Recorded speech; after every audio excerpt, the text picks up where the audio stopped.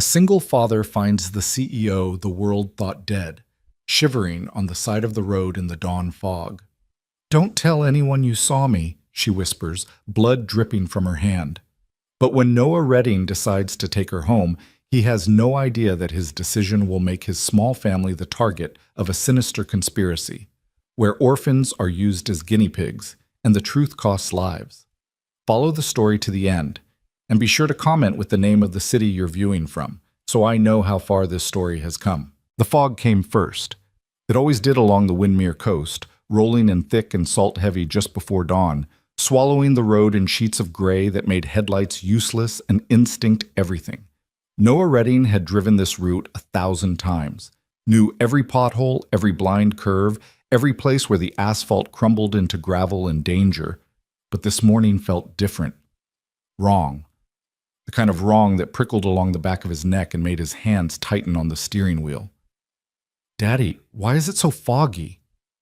June's voice floated from the back seat, small and curious, cutting through the silence. Noah glanced in the rearview mirror.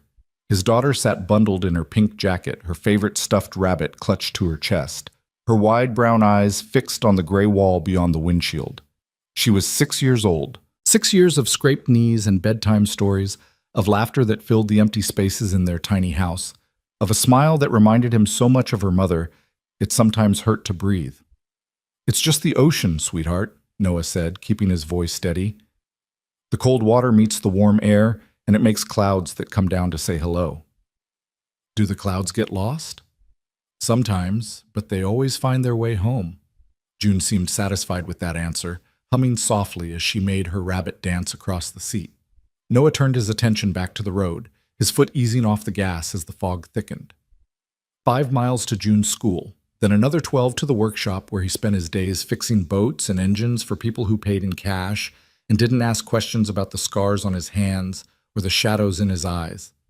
It was a quiet life, a safe life, exactly what he'd promised himself after everything that had happened before. The truck's headlights cut weak tunnels through the fog, illuminating nothing but more gray.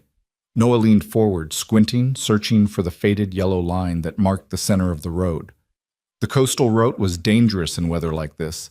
Too many tourists had missed a turn and ended up at the bottom of the cliffs, their cars swallowed by rocks and tide. But it was the fastest way to town, and June's teacher didn't tolerate tardiness. "Daddy, there's someone." Noah's foot hit the brake before his mind fully processed June's words. The truck shuddered, tires grinding against wet asphalt, momentum carrying them forward another 10 feet before they jerked to a stop. "Where?" Noah's voice came out sharper than he intended. June pointed through the windshield, her small finger trembling. "Right there, by the wall." Noah followed her gaze, his heart hammering. At first, he saw nothing, just fog and the vague outline of the old brick wall that ran along the cliffside, remnants of a failed resort project from decades ago. Then movement. A shape, hunched and dark against the pale brick. A person. Noah's instincts fired all at once, the old training from another life flooding back. Assess the threat, evaluate escape routes, protect the civilian. Except the civilian was his daughter, and the threat was... what? A hitchhiker. Someone whose car had broken down. Someone hiding? "Stay in the truck, June." Noah's hand was already on the door handle. "But Daddy..." "Stay. In the truck." He softened his tone, reaching back to squeeze her knee. "I'll be right back, okay? Lock the doors after me. Don't open them for anyone except Daddy." June nodded, her eyes enormous. Noah waited until he heard the locks click, then stepped out into the fog. The cold hit him immediately, damp and biting, carrying the smell of seaweed and stone. Noah moved slowly, his boots crunching on loose gravel, his eyes never leaving the figure by the wall. As he got closer, details emerged from the gray. Blonde hair tangled and matted, clothes torn and stained with what looked like mud or blood, bare feet scraped raw, hands pressed against the brick as if the wall was the only thing holding the person upright. A woman. "Hey!" Noah called out, keeping his distance, his voice low and calm. "Are you hurt? Do you need help?" The woman's head snapped up, and Noah saw her face for the first time. Even through the grime and bruises, even with one eye swollen nearly shut and her lips split and bleeding, Noah recognized her. The shape of her jaw. The sharp, intelligent eyes that had stared out from 1,000 magazine covers and news broadcasts. The face that had been plastered across every screen in the country 2 years ago when the scandal broke. Eva Marlowe. The CEO everyone believed was dead. Don't, her voice cracked barely more than a whisper. Don't tell anyone you saw me. Noah's mind raced. Eva Marlowe, former CEO of Marlowe Pharmaceuticals, the billion-dollar empire that had collapsed in fire and fury and federal investigations. The woman who'd supposedly died in a boating accident off the coast of California while fleeing charges of corporate fraud and insider trading. The woman whose face had been on the news for weeks, dissected and analyzed and ultimately forgotten as the world moved on to newer scandals. Except she wasn't dead. She was here, on a forgotten coastal road in Windermere, Oregon, looking like she'd crawled through hell to get here. You're... Noah started. No. Eva's hand shot out, grabbing his wrist with surprising strength. Her fingers were ice cold, her grip desperate. Please. No names, no questions. Just forget you saw me. Drive away. Protect your daughter. Noah's blood went cold. How do you know I have a daughter? I saw her. In the truck. Eva's eyes darted past him, then back, wild and terrified. You seem like a good man, a careful man. So be careful now. Forget me. Because if you don't, they'll... She broke off, her breath hitching. They'll hurt everyone you love to get to me. Every instinct screamed at Noah to do exactly what she said. Get back in the truck. Drive June to school. Forget this ever happened. It was the smart choice. The safe choice.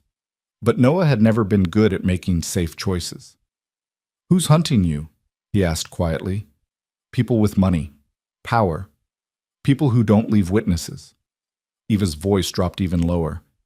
I can't tell you more. I won't. Because the less you know, the safer... Too late. Noah glanced back at the truck, where June's face was pressed against the window, watching.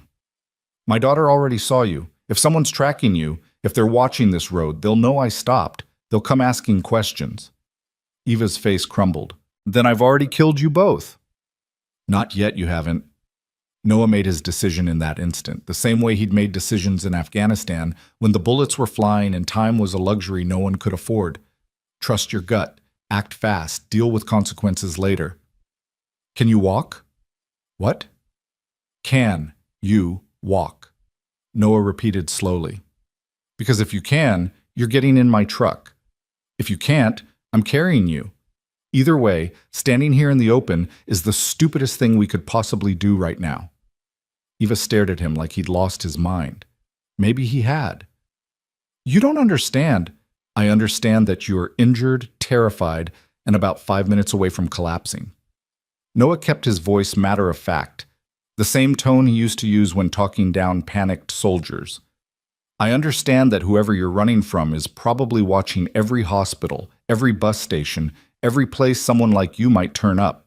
And I understand that my daughter is sitting in that truck wondering why I'm taking so long, which means we're wasting time. You have no idea what you're risking. Then you can explain it to me later. Right now you're making a choice. Trust a stranger or take your chances with whoever left you looking like that. Noah held out his hand. I'm Noah. And I'm only going to ask one more time. Can you walk? For a long moment, Eva didn't move. Then slowly, she reached out and took his hand. Her legs nearly gave out on the first step. Noah caught her, slipping an arm around her waist, feeling the sharp jut of ribs through her torn shirt. She was malnourished, dehydrated, running on nothing but fear and adrenaline. Easy, Noah murmured.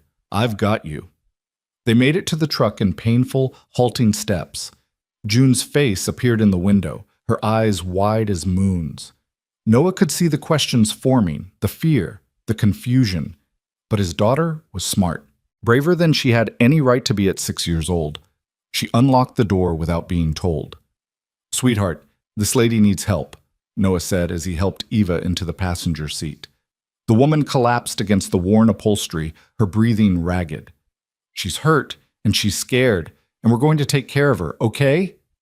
June nodded slowly, her gaze fixed on Eva's bloody hands. Is she gonna die? Not if we can help it. Noah climbed behind the wheel, his mind already racing ahead. Not the hospital. Too public, too many questions. Not the police. Not until he understood what was happening. His house? Maybe. But if someone was tracking Eva, his house would be the first place they'd look after checking local hospitals and motels. He needed somewhere off the grid. Somewhere forgotten. The storage shed. Noah's workshop sat on 3 acres of land inherited from his grandfather, most of it overgrown and unused. Behind the main building, half buried in blackberry bushes and Scotch broom, was an old storage shed his grandfather had built back in the 70s. Stone foundation, reinforced walls, no windows. It had been used to store tools and equipment, but Noah hadn't been inside in years. It was dry, hidden, and most importantly, no one knew it existed. "Buckle up, June," Noah said, throwing the truck into gear. The tires spun on wet gravel before catching. He pulled onto the road, heading not toward town but deeper into the fog, toward the winding back roads that led to his property. "Where are we going?" Eva's voice was barely audible. "Somewhere safe. Somewhere they won't look." Noah's eyes flicked to the rearview mirror, checking for headlights, for any sign they were being followed. The road behind them remained empty. "Then you're going to tell me exactly what kind of hell you just brought to my doorstep." Eva said nothing. Her head lolled against the window, consciousness slipping. Noah pressed harder on the gas, the truck bouncing over potholes, the fog closing in behind them like a door swinging shut. In the back seat, June whispered to her rabbit, "It's okay. Daddy saves people. That's what he does." Noah wished he believed it. The workshop emerged from the fog like a ghost, a low, weathered building with peeling blue paint and a sagging roof, surrounded by the skeletal remains of boats and engines in various states of repair. Noah had bought the property for almost nothing 5 years ago, after he'd left the service and needed somewhere to disappear, somewhere to raise June far from the noise and crowds and memories. He pulled the truck around back, out of sight from the road, and killed the engine. Eva was unconscious now, her breathing shallow but steady. Noah sat for a moment, his hands still on the wheel, reality catching up with adrenaline. What the hell had he just done? "Daddy?" June's voice was small. "Is the lady going to be okay?" Noah turned to look at his daughter. She was still clutching her rabbit, but her eyes were clear, focused, waiting for him to be the adult, the father, the person who had answers. "I'm going to do everything I can," Noah said honestly. "But I need you to be very brave right now, June. Can you do that for me?" June nodded. "Good girl." Noah opened his door, the cold morning air rushing in. "I need to get her inside. You stay in the truck until I come back for you, understand? Don't get out. Don't call anyone, just wait." "Okay, Daddy." Noah moved quickly, circling to the passenger side. Eva stirred as he opened the door, her eyes fluttering. Somewhere safe," Noah repeated. He lifted her carefully, surprised by how light she was. She probably weighed less than 100 pounds. "Just hold on." The path to the storage shed was overgrown, brambles catching at Noah's jeans and jacket as he carried Eva through the brush. His shoulder screamed in protest, the old injury from Kandahar that never quite healed right, but he gritted his teeth and pushed forward. The shed's door was half buried in vines, the padlock rusted but still intact. Noah managed to get it open with one hand, kicking the door wide. Inside, the shed smelled of dust and motor oil. Light filtered through cracks in the walls, illuminating workbenches covered in old tarps, shelves lined with mason jars and rusted tools, a camp cot shoved in one corner. Noah laid Eva on the cot, pulling a tarp aside to find a moth-eaten blanket underneath. He spread it over her, checking her pulse. Weak but steady. Her clothes were worse than he'd thought. The shirt was barely holding together, the fabric stiff with dried blood. Cuts covered her arms, some fresh, others days old and infected. Her feet were shredded, like she'd been walking for miles over rough terrain. Christ, Noah breathed. What had she been through? Eva's eyes opened, unfocused. "My bag," she whispered. "I had a bag. I didn't see a bag. The wall, by the wall, hidden." Her hand grabbed his wrist again, weaker this time. "You have to get it. Everything Everything's in there. The proof. Proof of what? But Eva's eyes had closed again, her body finally surrendering to exhaustion. Noah stood, his mind racing. He needed to get back to June. He needed medical supplies. He needed to figure out if anyone had seen them. And apparently, he needed to go back to that wall and find a bag that might contain answers, or might get them all killed. One thing at a time. He hurried back to the truck, where June was exactly where he'd left her, sitting quietly with her rabbit. "She's resting," Noah told his daughter, forcing a smile he didn't feel. "Now we need to get you to school." "But what about the lady?" "I'll come back and check on her after I drop you off." Noah started the engine, pulling back onto the rutted track that led to the main road. "June, this is very important. You can't tell anyone about her, not your teacher, not your friends, not anyone. Okay?" "Why not?" "Because she's in trouble, and the people looking for her might hurt her if they find out where she is. We're keeping her safe, like a secret mission." June's eyes lit up slightly at that. "Like in your army stories." "Exactly like that." Noah's chest tightened. He hated lying to his daughter, but what else could he do? Tell a 6-year-old that he'd just brought home a fugitive CEO who might be the target of corporate assassins? "Can you keep a secret, sweetheart?" "I'm good at secrets." June drew an X over her heart. "Cross my heart. That's my girl." The drive to June's school passed in a blur. Noah's mind kept returning to Eva's words. The proof. "They'll hurt everyone you love. I've already killed you both." What kind of proof? Proof of what? The news reports from 2 years ago had painted Eva Marlowe as a villain, a greedy executive who'd cooked the books and stolen from investors. But the woman he'd found on that road didn't look like a con artist. She looked like someone who'd been running for her life. He pulled up outside Windmere Elementary, a small brick building with a playground and a faded mural of the ocean. Other parents were dropping off their kids, the usual morning chaos of backpacks and lunchboxes and last-minute reminders. Normal. Safe. "Have a good day, June." Noah kissed his daughter's forehead, breathing in the smell of her strawberry shampoo. "I'll pick you up at 3, okay?" "Okay, Daddy." June hesitated, then hugged him tight. "Be careful with the lady." "I will." He watched until June disappeared into the school, her pink backpack bouncing with each step. Then he turned the truck around and headed back toward the coast, toward the brick wall and the fog, and whatever Eva had left hidden there. The fog was lifting by the time Noah reached the spot where he'd found Eva. Morning light filtered through in pale shafts, turning the ocean beyond the cliffs into sheets of hammered silver. Noah parked on the shoulder and approached the wall carefully, his eyes scanning for anything out of place. At first he saw nothing. Then a glint of black caught his eye. Synthetic fabric wedged behind a loose brick about 2 feet off the ground. Noah pulled, and a small messenger bag came free, surprisingly heavy for its size. He glanced around. The road was empty in both directions. Still, his skin prickled with the feeling of being watched. Noah tucked the bag inside his jacket and walked back to the truck, forcing himself not to run. Once inside, he locked the doors and opened the bag. A laptop. Dead, judging by the cracked screen. A wallet with no ID, just cash, nearly $3,000 in worn bills. A burner phone, also dead. And something else. A small, rectangular case made of titanium, no bigger than a deck of cards. Noah opened the case. Inside, nestled in foam, was a solid-state drive. His hand stilled. This was it. The proof Eva had mentioned. Whatever was on this drive had sent her running for 2 years, had turned her from a powerful CEO into a terrified fugitive.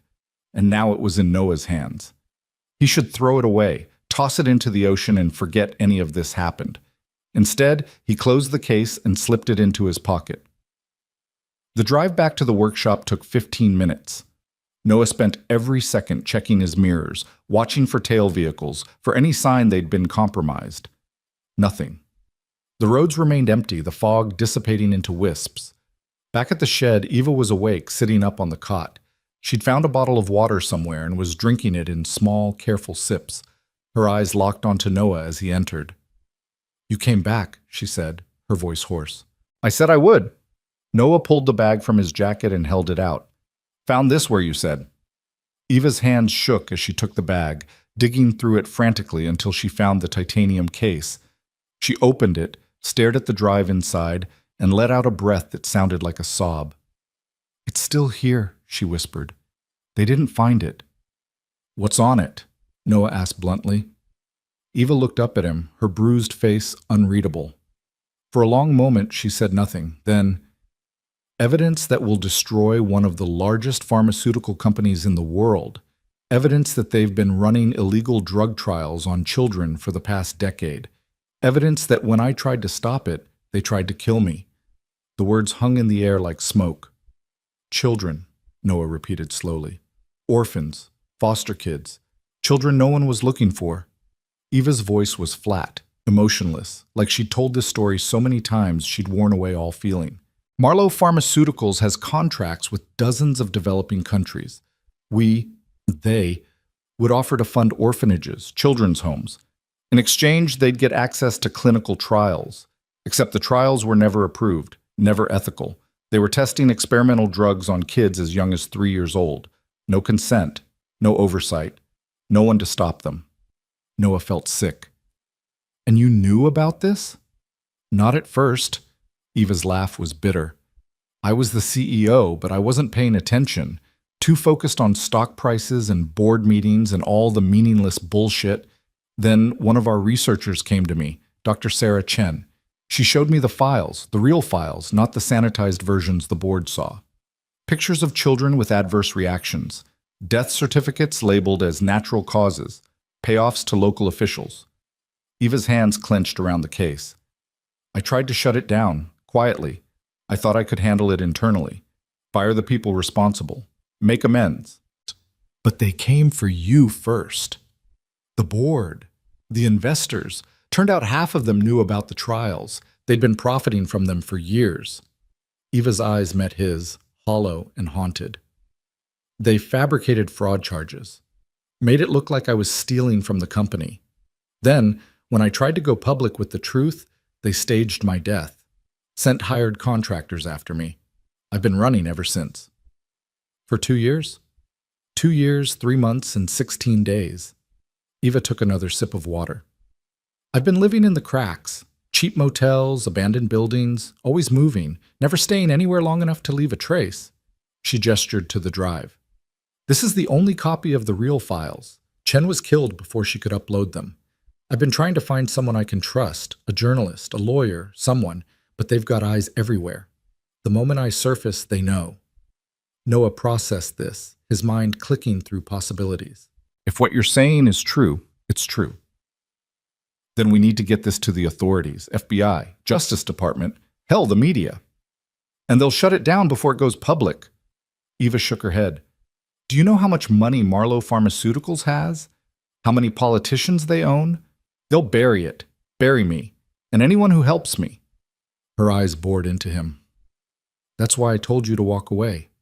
Because the moment you picked me up, you became a target." "So what's your plan?" Noah demanded. "Keep running forever? Let them keep testing on kids because you're too scared to fight back?" "I'm not scared," Eva snapped. "I'm being realistic. One woman with a hard drive versus a multi-billion-dollar corporation? I can't win that fight." "Not alone you can't." Eva studied him, something shifting in her expression. "You're either very brave or very stupid." "I'm a father." Noah crossed his arms.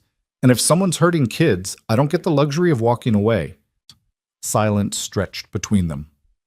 Outside, birds were starting to sing, the morning sounds of a world that didn't know about hidden drives and dead researchers and children used as test subjects. Finally, Eva spoke. "There might be a way. One person who could help, if she's still alive." She pulled out the burner phone, staring at its cracked screen. Rachel Keene. She was an attorney who specialized in whistleblower cases. Took on pharmaceutical companies, defense contractors, anyone who thought they were too big to fail. If I could reach her, do it. Noah pulled out his own phone. "Use mine. It's secure." Eva hesitated, then took the phone. Her fingers moved slowly over the screen, pulling up a search engine, typing in a name. Her face went pale. "She's dead," Eva whispered. "Car accident. 3 weeks ago." She looked up at Noah, and for the first time he saw something break in her eyes. "They're killing everyone. everyone who might help, everyone who knows. Noah felt cold spread through his chest. This wasn't just corporate corruption. This was something bigger, something that killed cleanly and called it accidents. There has to be someone else, he said. There isn't. Eva handed back the phone, her hands shaking. I'm sorry. I'm so sorry. You should have left me on that road. Now your daughter. Her voice cracked. I won't let them hurt her. I'll leave. Tonight. They won't know you helped me. You can go back to your life. It's too late for that. Noah's voice was firm. You said it yourself. June saw you. If they're watching, if they're tracking, they already know I stopped. Running now doesn't change that. It just means we both die separately instead of fighting together. You don't understand who you're up against. Then tell me. Noah pulled up a crate and sat down, his eyes never leaving hers. Tell me everything. Names, faces, who's hunting you, how they operate. Because if we're going to survive this, if my daughter is going to survive this, I need to know what we're fighting. Eva stared at him for a long moment. Then slowly, she began to talk. She told him about the board members who'd voted to continue the trials, about Clyde Rennox, the VP who'd taken over as acting CEO after her death, a man with connections to private military contractors and offshore accounts that made him untouchable, about the researchers who'd disappeared, the witnesses who'd had sudden accidents, the trail of bodies that led back to Marlowe Pharmaceuticals like breadcrumbs soaked in blood. She told him about the night they'd tried to kill her, how she'd been aboard a friend's yacht off the California coast when men in tactical gear had stormed the boat, how she'd jumped overboard, swimming for shore in the darkness while they set fire to the yacht behind her, how she'd watched from the cliffs as it burned, knowing the world would think she'd died in the flames. She told him about the months that followed, sleeping in cars, stealing food, always looking over her shoulder, the drive hidden in a waterproof case, buried and reburied, the only thing keeping her alive because as long as she had it, she had leverage. By the time she finished, the sun was high overhead, streaming through the cracks in the shed's walls and dusty columns. Noah sat in silence, absorbing it all. Then he asked the only question that mattered. How do we stop them? Eva laughed, but there was no humor in it. We can't. Not with just a drive and desperation. Then we make allies. Noah stood, pacing the small shed. His mind was working now, slipping back into tactical mode. You said Keene was dead. Fine. But there are other attorneys, other investigators. We find someone they haven't gotten to yet. They'll be watching for that. Then we don't go to the obvious choices. We go underground.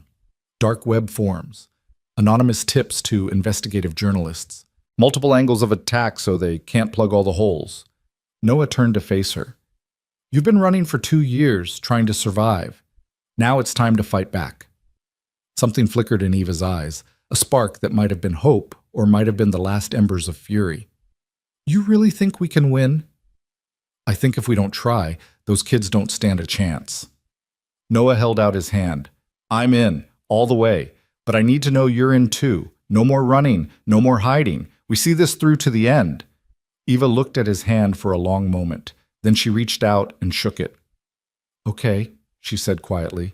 Let's burn it all down. Noah spent the rest of the day fortifying the shed. He brought in supplies from the workshop, a space heater, blankets, bottles of water, canned food, a first aid kit to treat Eva's injuries, though she waved away most of his attempts to help, insisting the cuts weren't as bad as they looked. I've had worse, she said, wrapping gauze around her feet. When? 3 months ago, Mexico. They cornered me in a warehouse. I got out through a ventilation shaft, lost half the skin on my back. Eva's voice was matter-of-fact. After a while, you stop feeling pain the same way. It just becomes information. Noah said nothing. He'd seen that same deadness in soldiers who'd been at war too long. The way violence became routine. The way survival became the only goal. By the time he had to leave to pick up June, the shed almost looked livable. Eva had even managed a small smile when Noah brought in an old camping lantern. Thank you, she said quietly. For this. For not leaving me. We're not done yet. Noah checked his watch. I'll be back in an hour. Lock the door after me. Don't open it for anyone. I won't. The drive to June's school felt surreal, like stepping between two worlds, one where he was fighting shadowy corporations and harboring fugitives, and one where his biggest concern was making sure his daughter had clean clothes and remembered her homework. June was waiting outside when he arrived, her backpack dragging on the ground. She climbed into the truck, unusually quiet. How was school? Noah asked as they pulled away. Fine, June fidgeted with her seatbelt. Daddy, is the lady still at our house? She's somewhere safe, Noah said carefully. Why? Because there was a man today, in a black car. He was watching the school. Noah's blood went cold. What kind of man? I don't know. He had sunglasses, and he was looking at all the kids when we came out. June's voice was small. Miss Clara said he was probably just a parent, but I didn't like him. Noah's hands tightened on the wheel. It could have been nothing. Windermere was a small town. Strangers stood out. But after everything Eva had told him, after the warning about them watching everywhere, he couldn't afford to assume coincidence. Did he follow you? Noah asked, keeping his voice calm. I don't know. Miss Clara walked us to the car line. Okay, that's good.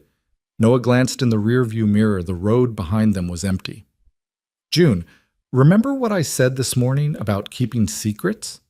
About the lady? Yeah, it's really, really important that we don't tell anyone about her. Not even if someone asks, especially if someone asks. Noah met his daughter's eyes in the mirror. If anyone, a stranger, someone at school, anyone, starts asking you questions about what you saw this morning, or about me, or about where we live, you tell them you don't know, and you come find me immediately. Understand?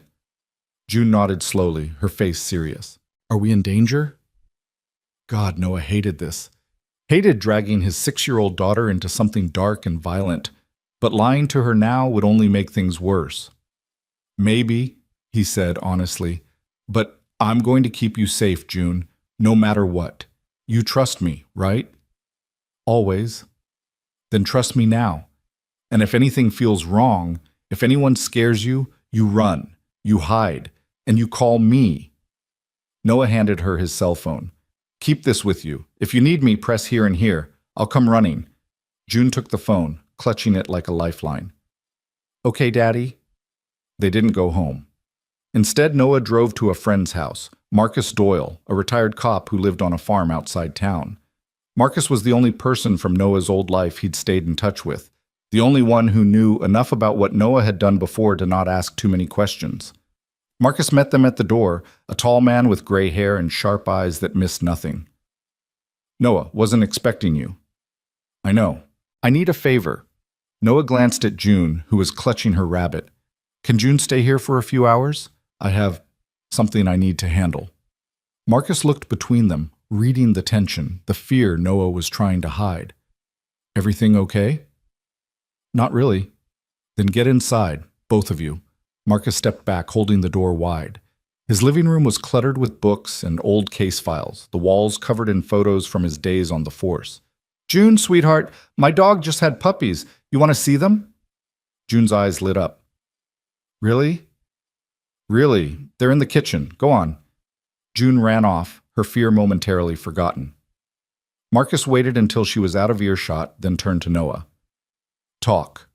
Noah told him. Not everything, not about Eva's identity yet, but enough. About finding a woman on the road, about her being hunted, about the black car at June's school. Marcus listened without interrupting, his cop face firmly in place. When Noah finished, Marcus let out a long breath. You're in deep shit, he said flatly. I know. And you're not going to walk away. Can't. Marcus studied him for a long moment. Then he nodded. All right. June can stay here as long as you need. My house is off-grid enough that most people don't even know it exists. If anyone comes looking, they'll have to go through me first. Relief flooded through Noah. Thank you. Don't thank me yet. You're going to owe me the full story eventually. Marcus walked to a cabinet and pulled out a handgun, checking the magazine before handing it to Noah. Take this. And Noah, whatever you're mixed up in, be smart. You've got a little girl who needs her father. I know. Noah took the gun, the weight familiar and terrible. I know. Matan. By the time Noah returned to the shed, night had fallen. He found Eva sitting in the dim lantern light, the laptop open despite its cracked screen, her fingers flying over the keyboard. I got it working, she said without looking up. Battery's almost dead, but I managed to pull some files from the drive. Names, dates, transaction records. She finally met his eyes. Noah, this is worse than I thought. The trials aren't just in developing countries anymore. They've moved operations to the U.S., foster homes in rural areas, facilities for troubled teens, places where kids disappear and no one asks questions. Noah felt sick. Where?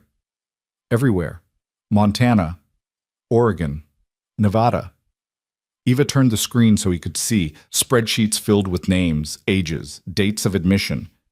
There's a facility 2 hours from here, Silver Pines Youth Center. They've been running trials there for 18 months. We need to shut it down. We need to expose all of it. Eva's voice was hard. Shutting down one facility doesn't stop them. They'll just relocate. Open new sites under different names. We need to go public with everything. How? Eva pulled up another file, a list of journalists, investigators, attorneys. Half of them had dates next to their names, dates of death or disappearance. These are people I tried to contact, Eva said quietly, all dead or missing, except 3. She highlighted 3 names. Sarah Mitchell, investigative journalist with the Washington Post. David Chen, no relation to Dr. Chen, former FBI agent turned private investigator. And Marcus, she stopped. Wait, Marcus Doyle, retired cop, lives in Windermere, Oregon. Noah's stomach dropped. That's my friend, the one watching June right now. Eva's eyes widened. He's on my list. I was going to try contacting him 2 years ago, but I ran out of time. He worked organized crime in Portland, had a reputation for being incorruptible. If he's still alive, he is. And he's already helping us. Noah's mind raced. That's 2 assets. We need the 3rd. Sarah Mitchell is in D.C., protected. Always travels with security after someone tried to run her off the road last year. Eva closed the laptop. If we can get this drive to her, she'll publish. I'm sure of it. But getting to D.C. means exposing ourselves. They'll be watching airports, bus stations, trains. Then we don't go to her. We make her come to us. Noah was already formulating a plan. We leak something, just enough to get her attention. Make it look like a credible tip from an anonymous source. Once she's interested, we offer an exclusive. The CEO, who came back from the dead with proof of corporate murder. That puts a target on her. She already has one. At least this way, she'll have the story to protect her. Noah met Eva's gaze. The moment this goes public, you're safe. They can't kill you without proving you were right. It would be the biggest own goal in corporate history. Eva considered this, then nodded slowly. Okay, but we need insurance. Multiple copies of the drive, sent to different people. So even if something happens to the original, it still gets out. Noah pulled out his phone. I know someone who can help with that. Old military contact, runs a secure data facility. We send him an encrypted copy with instructions to release it if we don't check in. Dead man switch. Exactly. They spent the next hour planning. Noah made calls, speaking in careful code, setting up the pieces. Eva drafted messages to Sarah Mitchell, crafting a narrative that would be impossible to ignore. By midnight, the first email was sent. An anonymous tip to the Washington Post about illegal drug trials targeting orphans, signed only with coordinates pointing to the Silver Pines facility. Now we wait, Eva said, closing the laptop. Now we prepare. Noah stood, his body aching with exhaustion. If they trace that message, if they figure out where it came from, they'll come. And when they do, we need to be ready. Eva looked up at him, something unreadable in her expression. Why are you doing this? Really? You don't know me. You don't owe me anything. You could have left June with Marcus and disappeared. Started over somewhere else. Noah was quiet for a long moment. Then he said, When I was in Afghanistan, there was a mission. We were supposed to secure a village before it got hit by insurgents. Simple in and out. Except we got there too late. The insurgents had already come through. He swallowed hard. There were kids, families, all dead. And I remember thinking, if we'd moved faster, if we'd pushed harder, maybe we could have saved them. Maybe our decisions, our hesitation, killed them. That wasn't your fault. Maybe not. But it taught me something. You don't get to walk away from people who need help. Not if you want to live with yourself after. Noah met her eyes. Those kids in those facilities? They're waiting for someone to move fast enough, push hard enough. I'm not walking away. Tears slipped down Ava's cheeks, the first emotion Noah had seen her show beyond fear and determination. Thank you, she whispered. Don't thank me yet. We've still got to survive. Outside, the night was silent except for the distant sound of waves against the cliffs. Noah locked the shed door, checked the windows, made sure Eva was as secure as he could make her. Then he drove back to Marcus's house, where June was asleep on the couch, a puppy curled in her arms. Marcus looked up from his coffee. She's a good kid. She is. Whatever you're planning, Noah, be careful. I've seen good people go down trying to fight systems bigger than themselves. Then I guess I'd better not go down. Noah gently lifted June, cradling her against his chest. She stirred, but didn't wake. Thanks for watching her. Anytime. And Noah? Marcus's voice stopped him at the door. I meant what I said earlier. You need help, you call. I've still got some pull with people who matter. I will. Noah carried June out to the truck, settling her in the back seat. As he drove home through the dark streets of Windmere, he thought about Eva's words. I've already killed you both. Maybe she had. Maybe the moment he'd stopped on that foggy road, he'd signed their death warrants. But he'd also given them something else, a chance to fight back, a chance to make the truth matter. And in the end, that had to be worth the risk. The email reached Sarah Mitchell's inbox at 6:47 a.m. Eastern Time, just as she was pouring her second cup of coffee in the Washington Post newsroom. The subject line was simple. Children are dying. You're the only one who can stop it. Mitchell almost deleted it. Her inbox received dozens of similar messages every day, conspiracy theorists and attention seekers who saw dark plots in every shadow. But something made her pause. Maybe it was the coordinates in the body of the email, precise GPS numbers pointing to a location in rural Montana. Maybe it was the single attached photograph, a spreadsheet showing names, ages, and clinical trial codes, stamped with the Marlowe Pharmaceuticals logo. Or maybe it was the final line. Dr. Sarah Chen tried to tell this story. They killed her for it.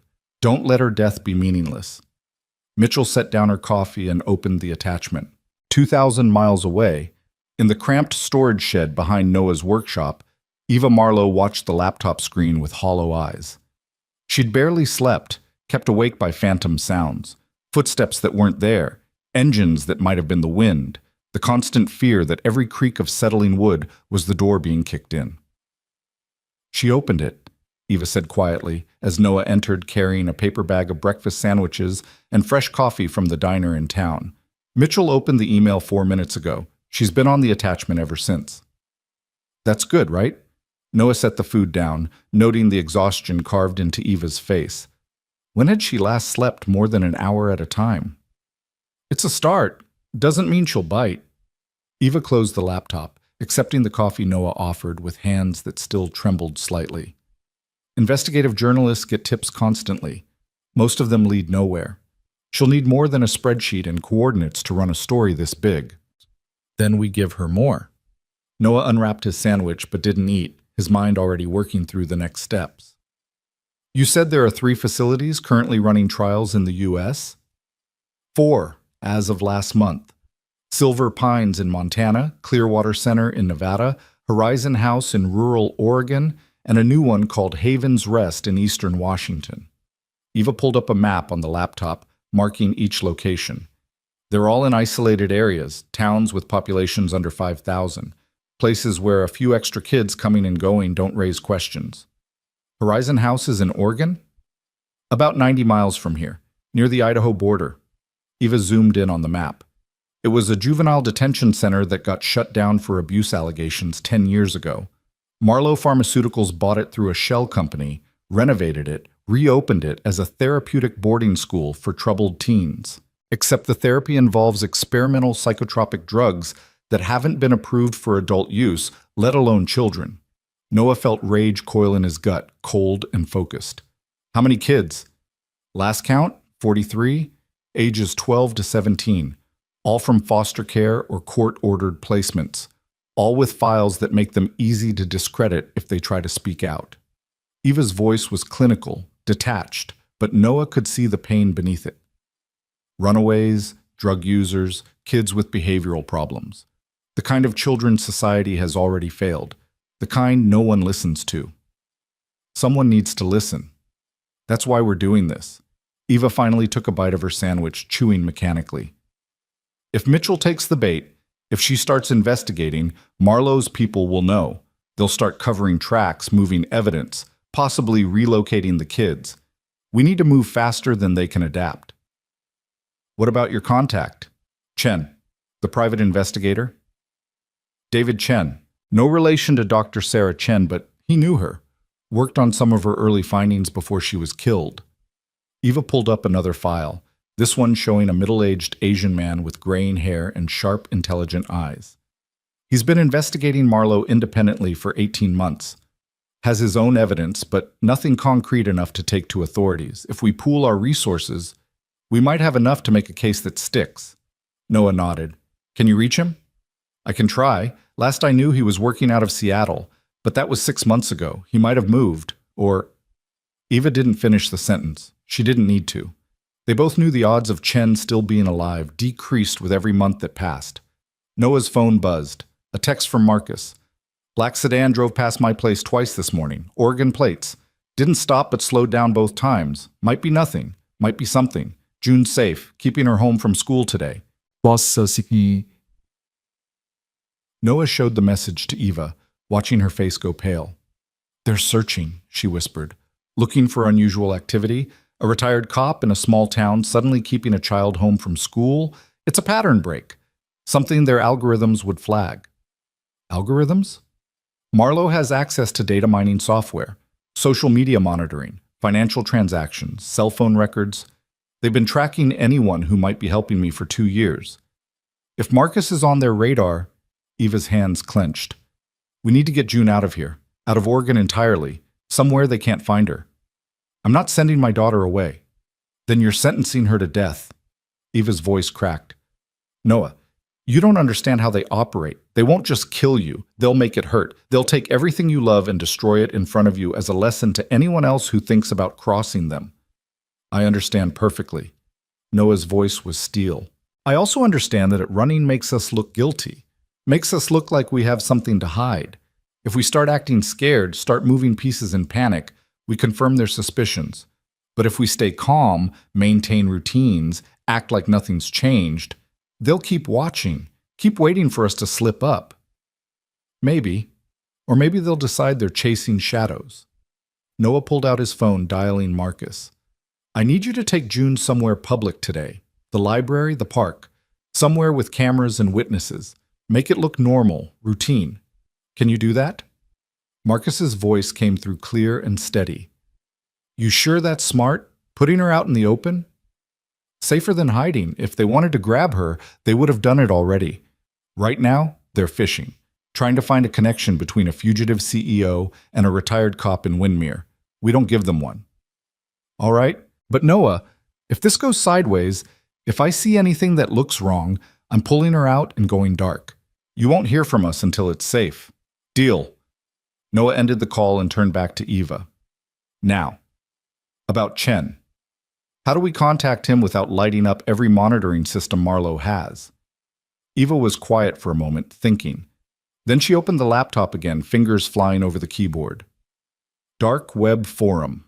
There's a community of whistleblowers, investigative journalists, people trying to expose corporate corruption. Chen monitors it under an alias. If I post in the right place, use the right keywords, he'll see it. And so will Marlowe. Not if I'm careful. The forum uses encryption, onion routing. It'll take them days to crack it, and by then the message will be buried under thousands of other posts. Eva's eyes met Noah's. It's a risk, but everything we do from here is a risk. Then do it. Eva's fingers moved with practiced efficiency, accessing networks Noah didn't even know existed. Within minutes, she'd posted a message. Looking for a Chen who knew a Chen.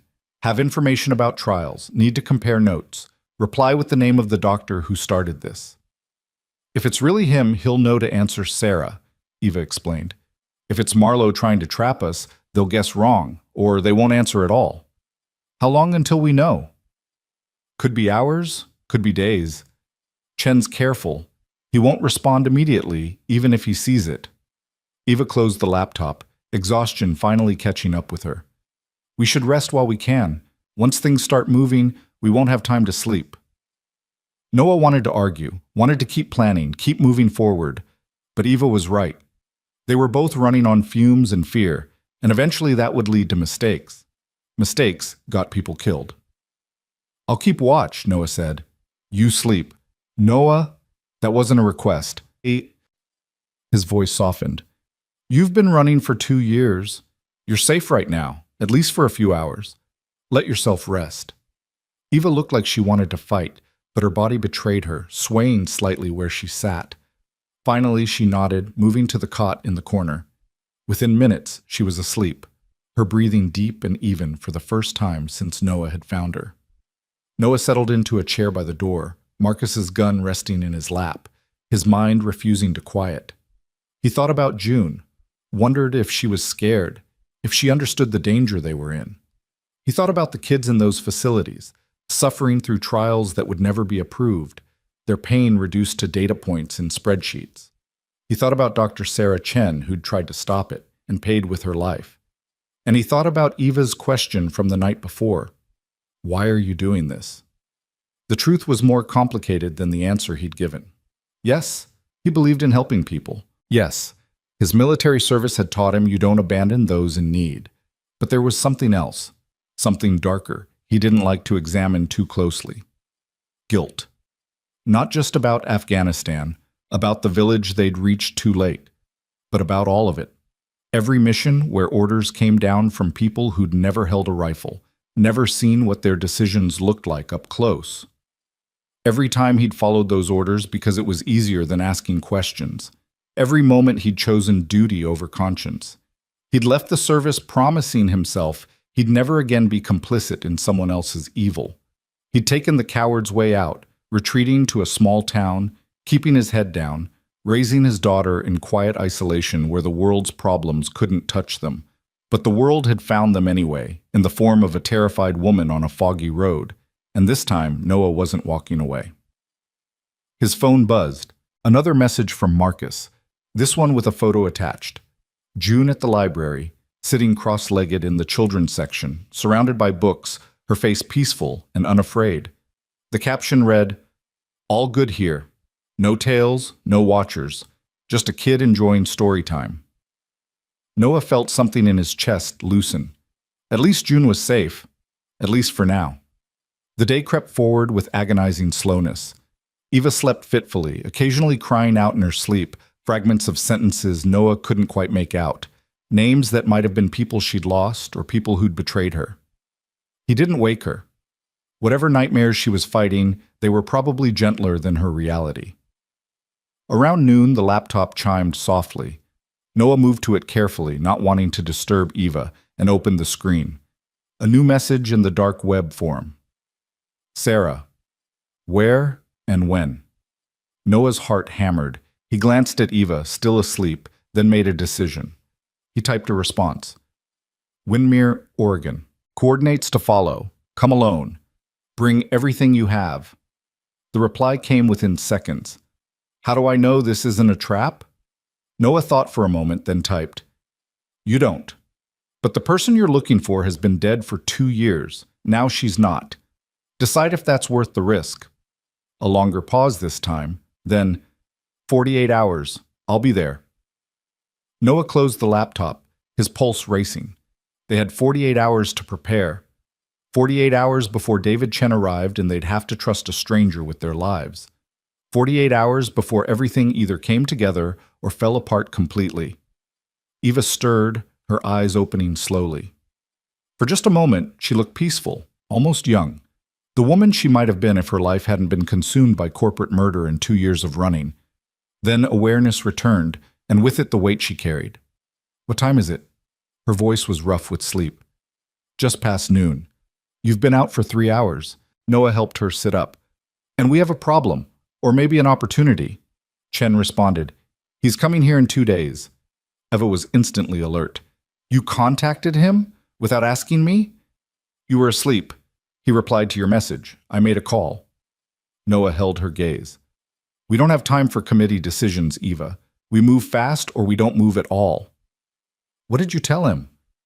That the person he's been looking for isn't dead, that we have evidence, that he should come alone. Noah paused. Was that wrong? Eva was quiet, processing. Then she shook her head slowly. No, it was right. Chen's good people. If anyone can help us make sense of what we have, it's him. She stood, wobbling slightly, and Noah steadied her. But 2 days isn't much time. If Chen found the message, Marlowe's people might find it too. They could be on their way here right now. Then we prepare for that possibility. Noah moved to the shed's small window, peering out at the overgrown yard beyond. This shed is defensible. Stone foundation, reinforced walls, only one entrance. If they come, we can hold them off long enough for help to arrive. Help from who? The police? Eva's laugh was bitter. Marlowe owns half the sheriff's departments in rural America. The moment we call for help, they'll know exactly where we are. Not the sheriff, Marcus. He's got contacts, federal people, agents who owe him favors. If we're smart, if we time it right, we can have backup in place before we need it. And if we're not smart, then we fight, and we make damn sure that even if they kill us, the truth still gets out. Noah pulled the titanium case from his pocket, the one holding the solid-state drive. You said you needed insurance, multiple copies, dead man switches. We spend the next 48 hours building that insurance. Eva stared at the case, then at Noah. Something shifted in her expression, a mixture of respect and surprise, and something that might have been hope. You're actually serious about this, about fighting them. I told you I was. People say a lot of things. Doesn't mean they follow through. Eva took the case, turning it over in her hands. But you're not going to back down, are you? Even if it costs you everything. I've already lost everything once. When June's mother died, I thought the world had ended. I spent months in a dark place, wondering if it was worth getting up in the morning. Noah's voice was quiet but firm. Then one day, June asked me to read her a story, and I realized I could either spend the rest of my life mourning what I'd lost, or I could fight to protect what I still had. I chose to fight. I've been choosing it every day since. This is different. This isn't grief. This is evil. I know. Noah met her eyes. Which is exactly why we can't let it win. They spent the afternoon methodically building their defenses. Noah made copies of the drive's contents, encrypting them and sending them to 3 different secure locations, one to his military contact, one to a lawyer Marcus recommended, one uploaded to a cloud server with instructions to release everything if Noah failed to check in for 72 hours. Eva drafted detailed documents explaining everything she knew, the names of board members involved, the locations of the facilities, the financial trails that led back to Marlowe Pharmaceuticals. She wrote it as if testifying in court, precise and unflinching, holding nothing back. By the time the sun began to set, they had a strategy. When Chen arrived, they'd combine their evidence, create a comprehensive case that could withstand scrutiny. Then they'd leak it simultaneously to Sarah Mitchell, federal investigators, and a dozen other news outlets. Marlowe could try to suppress one story, maybe 2, but not 20. Not if they timed it perfectly. There's still one problem, Eva said as they ate a simple dinner of canned soup and crackers. The kids currently in those facilities. The moment our story breaks, Marlowe will try to erase the evidence. That means the children. Noah's blood ran cold. They'd kill kids to cover this up? They've been doing it for years. What's 40 more deaths to them? Eva's voice was hollow. They'll stage accidents, fires, bus crashes, anything that looks plausible. By the time investigators get there, the bodies will be too damaged to show signs of the drugs in their systems. Then we evacuate them first. How? We can't just walk into 4 secure facilities and demand they release the kids. We don't have authority. We don't have warrants. No, but we have the truth. And we have people who might listen. Noah pulled out his phone, scrolling through contacts. Marcus knows people. Federal agents, state investigators. If we can get them the evidence before we go public, get them to coordinate raids on all 4 facilities simultaneously. It would have to be perfect timing. One facility gets raided early, the others get a warning, and the kids disappear. Eva rubbed her temples. It's possible, barely. But we'd need Chen's evidence too, something concrete enough to justify emergency raids without warrants. Then that's what we get from him when he arrives. Noah checked his watch. 47 hours. We can make this work. Eva looked at him across the dim lantern light, her bruised face thoughtful. You know, when I first saw you on that road, I thought you were just another good Samaritan, someone who'd help for a day, maybe a week, then realize the cost was too high, and walk away. And now? Now I think you might actually be crazy enough to pull this off. A ghost of a smile touched her lips. Or get us both killed trying. I'll take those odds. They fell into silence, the weight of the coming days settling over them.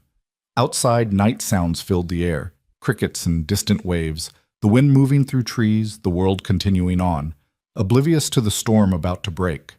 Noah's phone buzzed. A text from Marcus. June's asleep. Had a good day. No problems. But Noah saw the same black sedan again, this time parked 2 blocks from the library. Didn't stay long. Might be coincidence. Wanted you to know. Noah showed the message to Eva. She read it twice, her jaw tightening. They're narrowing the search, she said quietly. Probably running facial recognition on library cameras, cross-referencing everyone who was there. When they connect Marcus to you, when they realize you live in Windmere and stopped on that road the same day I disappeared from their surveillance. She didn't finish. She didn't need to. How long do we have? Days. Maybe hours if they're faster than I think. Eva stood, pacing the small shed. We need to move up the timeline. Get Chen here sooner. Get the evidence to authorities now, not in 2 days. If we rush it, if we're not thorough, they'll poke holes in our story.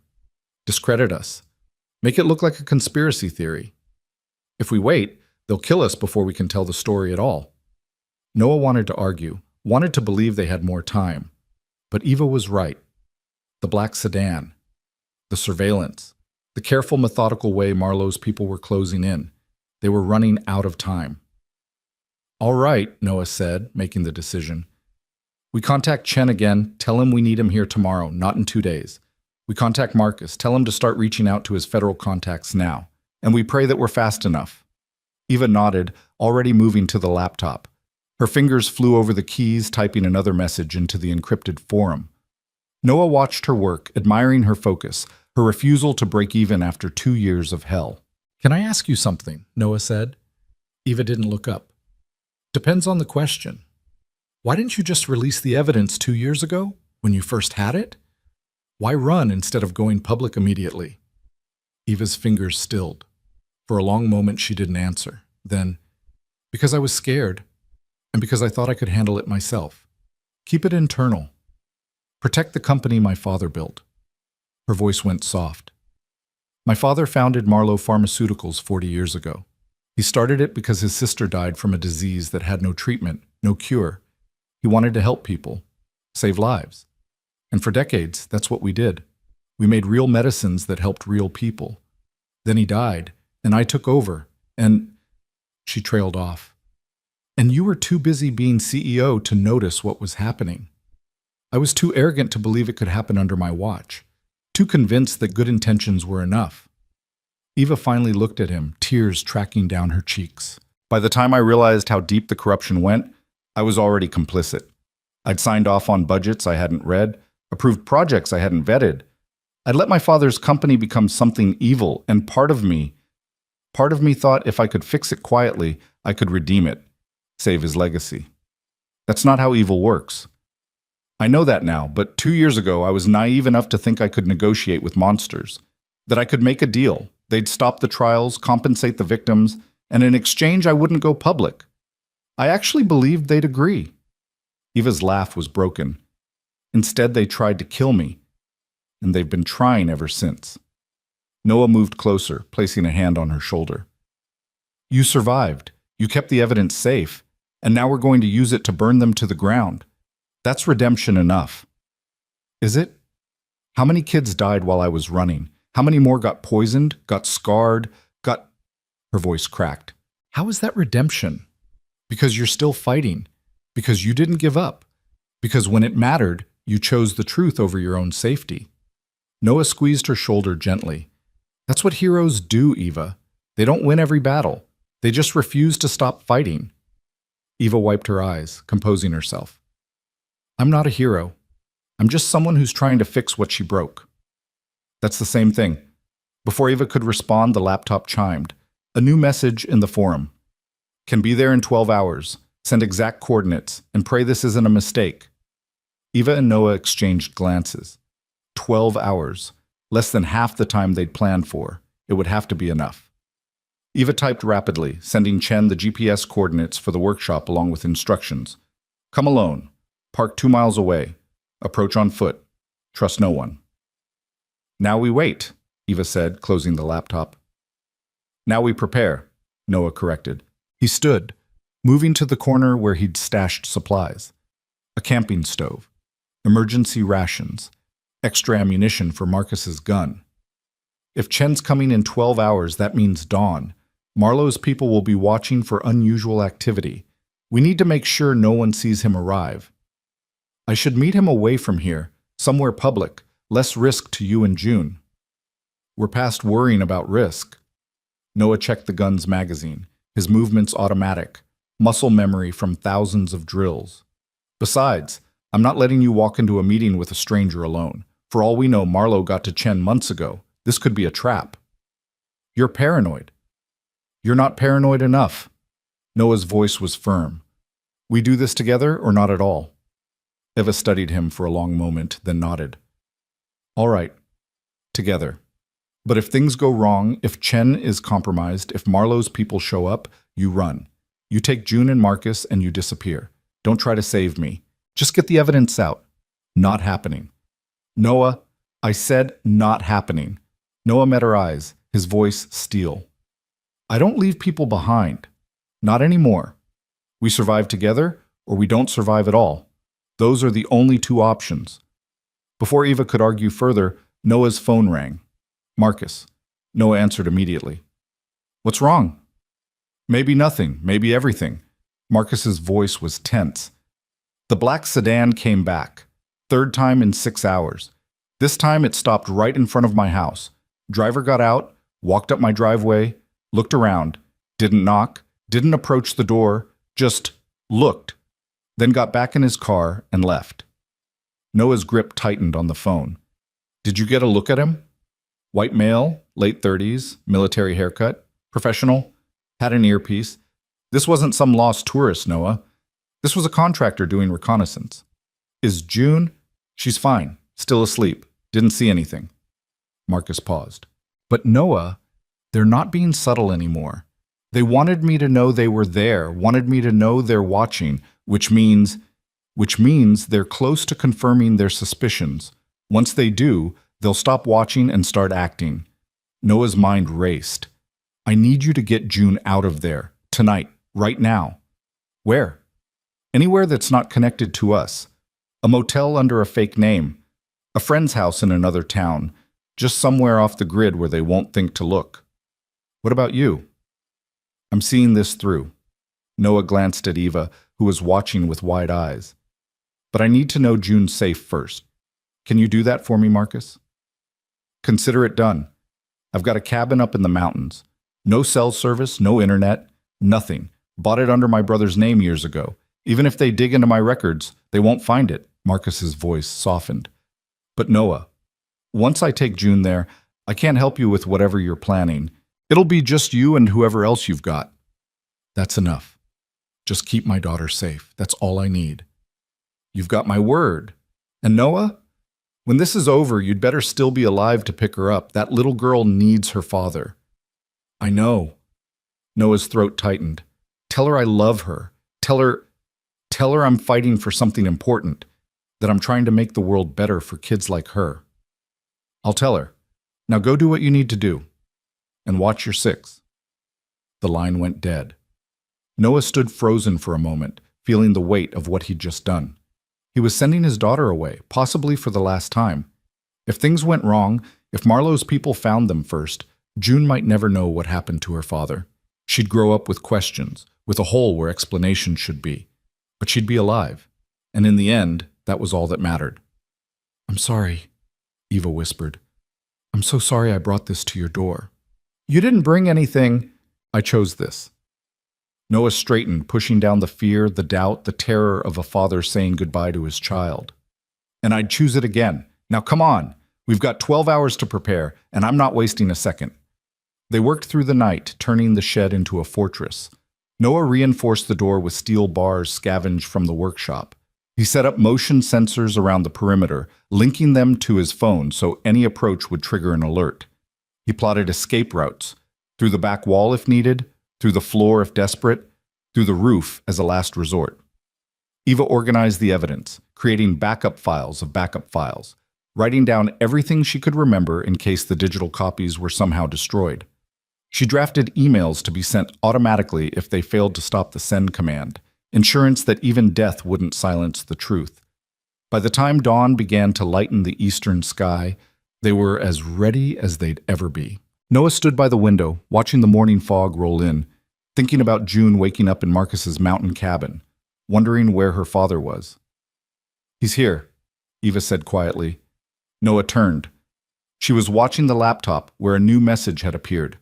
2 miles out, approaching on foot as instructed. ETA 20 minutes. Could be him, could be a trap. Noah picked up the gun, checking it one more time. Either way, we're about to find out which. They moved outside together, staying low, using the overgrown brush as cover. Noah positioned himself where he had a clear view of the approach path while staying hidden. Eva crouched beside him, tense and ready to run. The minutes crawled past. Then, through the morning mist, a figure appeared. Male, Asian, mid-40s, wearing hiking gear that looked lived in and practical. He moved carefully, checking his surroundings every few steps, one hand inside his jacket where a weapon might be concealed. "That's him," Eva breathed. "That's David Chen." Noah studied the man, looking for signs this was a setup. But Chen was alone, and his body language was wrong for an ambush, too cautious, too exposed. If this was a trap, Chen was either an incredible actor or genuinely didn't know he was bait. Chen stopped about 50 feet from the shed, his eyes scanning the area. "I'm here as requested," he called out. "I'm going to reach into my jacket slowly. I'm pulling out identification. Don't shoot." His movements were deliberate, telegraphed. He produced a worn leather wallet, flipping it open to show a private investigator's license. David Chen, Seattle address. Photograph matched. "Now you," Chen said. "Show yourselves. Let's see if this is worth the risk I just took." Noah and Eva stood slowly, hands visible. Chen's eyes went wide when he saw Eva. "Holy shit," he whispered. "It's really you, Eva Marlowe. We all thought—" He trailed off, shaking his head in disbelief. "They said you died." They lied," Eva said simply, "and they've been trying to make it true ever since." Chen took a step forward, then stopped, professional caution reasserting itself. "I need to know this isn't a setup, that you're really who you appear to be, that you have what you claim to have." "The proof?" Eva pulled the titanium case from her pocket, holding it up. "Everything's on here. Dr. Sarah Chen's original research, financial records, communications between board members, evidence of 47 children who died during the trials and were listed as natural causes or accidents. Everything." Chen's face went pale at the mention of Sarah. "She was my sister," he said quietly. "Not just a colleague, my baby sister. And they killed her because she tried to do the right thing." "I know, I tried to save her. I tried to—" Eva's voice broke. "I'm sorry. I'm so sorry I couldn't stop them. But you kept her evidence. You ran for 2 years, kept it safe, kept yourself alive." Chen's voice was rough with emotion. "That's what she would have wanted, for the truth to survive, no matter the cost." He looked between Eva and Noah. "I'm in. Whatever you need. Whatever it takes. Let's destroy them." And as the three of them stood there in the morning mist, An unlikely alliance formed by tragedy and determination. Noah felt something he hadn't felt since finding Eva on that foggy road. Hope. Not the naive hope that everything would work out, but the fierce, defiant hope that comes from refusing to surrender, from standing up when falling down would be easier, from believing that truth and justice might, just this once, actually win. They had 12 hours until Sarah Mitchell would either break the story or dismiss it as fantasy. 12 hours until federal agents either raided those facilities or let another day of abuse continue. 12 hours until Marlowe Pharmaceuticals either fell or crushed them all. It wasn't much time, but it would have to be enough. They moved quickly into the shed, Chen's eyes adjusting to the dim interior as Noah sealed the door behind them.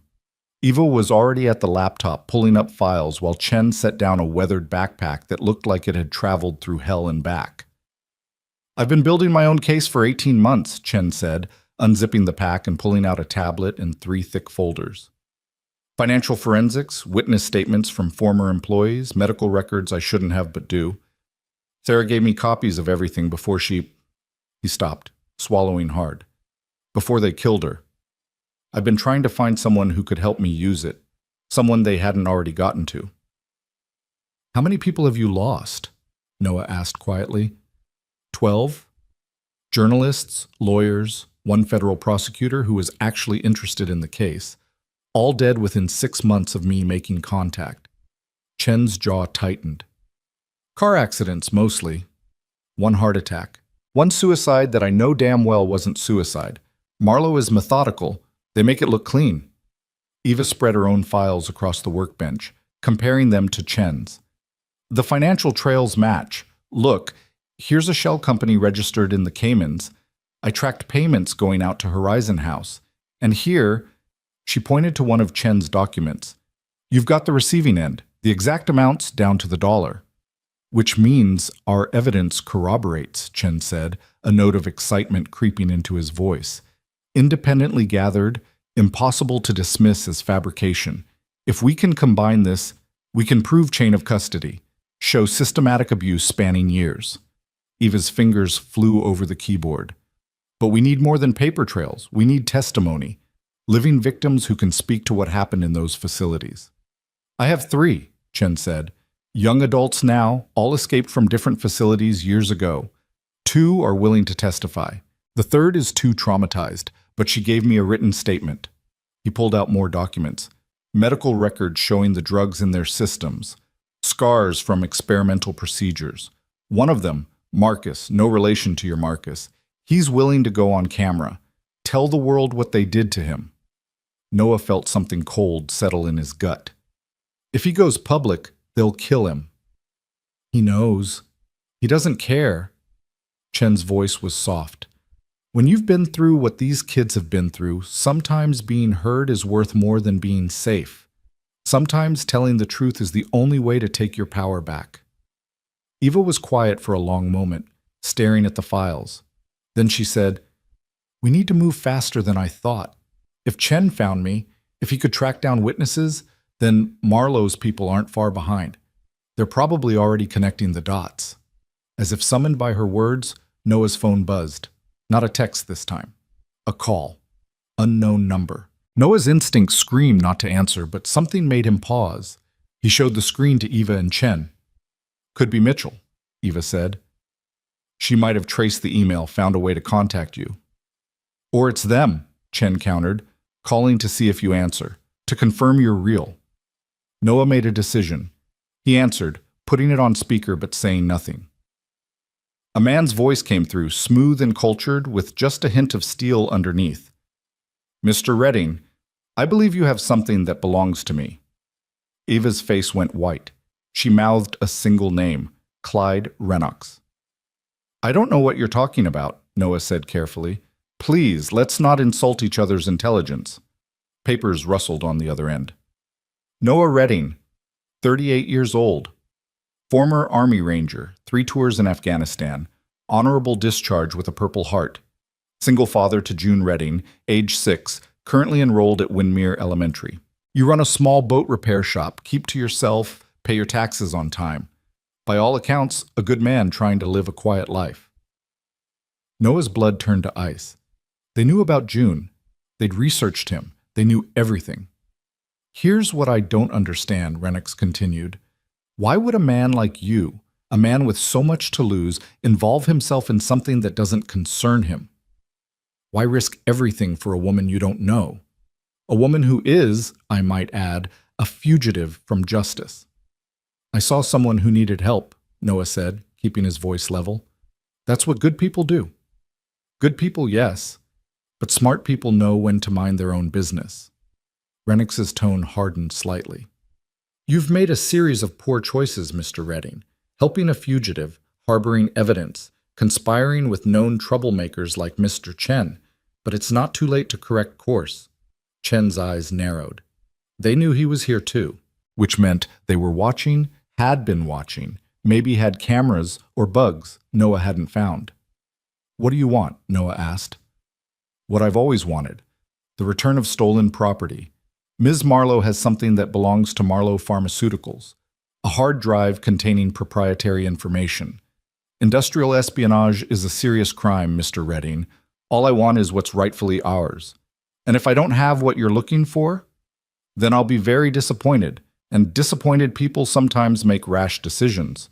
Renix paused for effect. Your daughter is quite charming, by the way. Pink backpack, stuffed rabbit. She seems very attached to that rabbit. Would be a shame if something happened to it, or to her. Rage flooded through Noah, white hot and blinding. Every instinct screamed to reach through the phone and tear Renix apart. But he forced himself to breathe, to think. Renix was baiting him, wanting him to react, wanting him to make a mistake. You touch my daughter, Noah said quietly, and there's no place on earth you can hide from me. Such dramatic threats, but unnecessary, I assure you. I'm a businessman, Mr. Redding. I prefer negotiation to violence, so here's my offer. You give me the drive, walk away from all this, and your daughter grows up with her father. You refuse, and Renix let the silence speak for itself. You have 24 hours to decide. I'll be in touch. The line went dead. The three of them stood frozen for a moment. Then Eva spoke, her voice shaking with fury. He knows about June. He knows about Chen. He probably knows exactly where we are right now. Then why call? Noah was thinking fast, pushing past his rage. Why negotiate if he could just send men to take us? Because he doesn't know where the drive is, Chen said slowly. Think about it. He knows you have it, or had it, but he doesn't know if you've already copied it, sent it somewhere. If he kills you before securing the original and all copies, the evidence could still surface. So he's stalling, trying to keep us in place while he figures out our moves. Eva pulled up a map on the laptop. We need to get out of here, now, before they... The motion sensor on Noah's phone pinged. Movement on the eastern approach. 3 figures moving through the brush in tactical formation. Too late, Noah said grimly. He grabbed the gun, checking the chamber. Chen, can you shoot? Well enough. Noah pulled a second pistol from his supply cache, his own service weapon, the one he'd kept after discharge, and handed it to Chen. Eva, get the drives. All of them. Put them in something waterproof.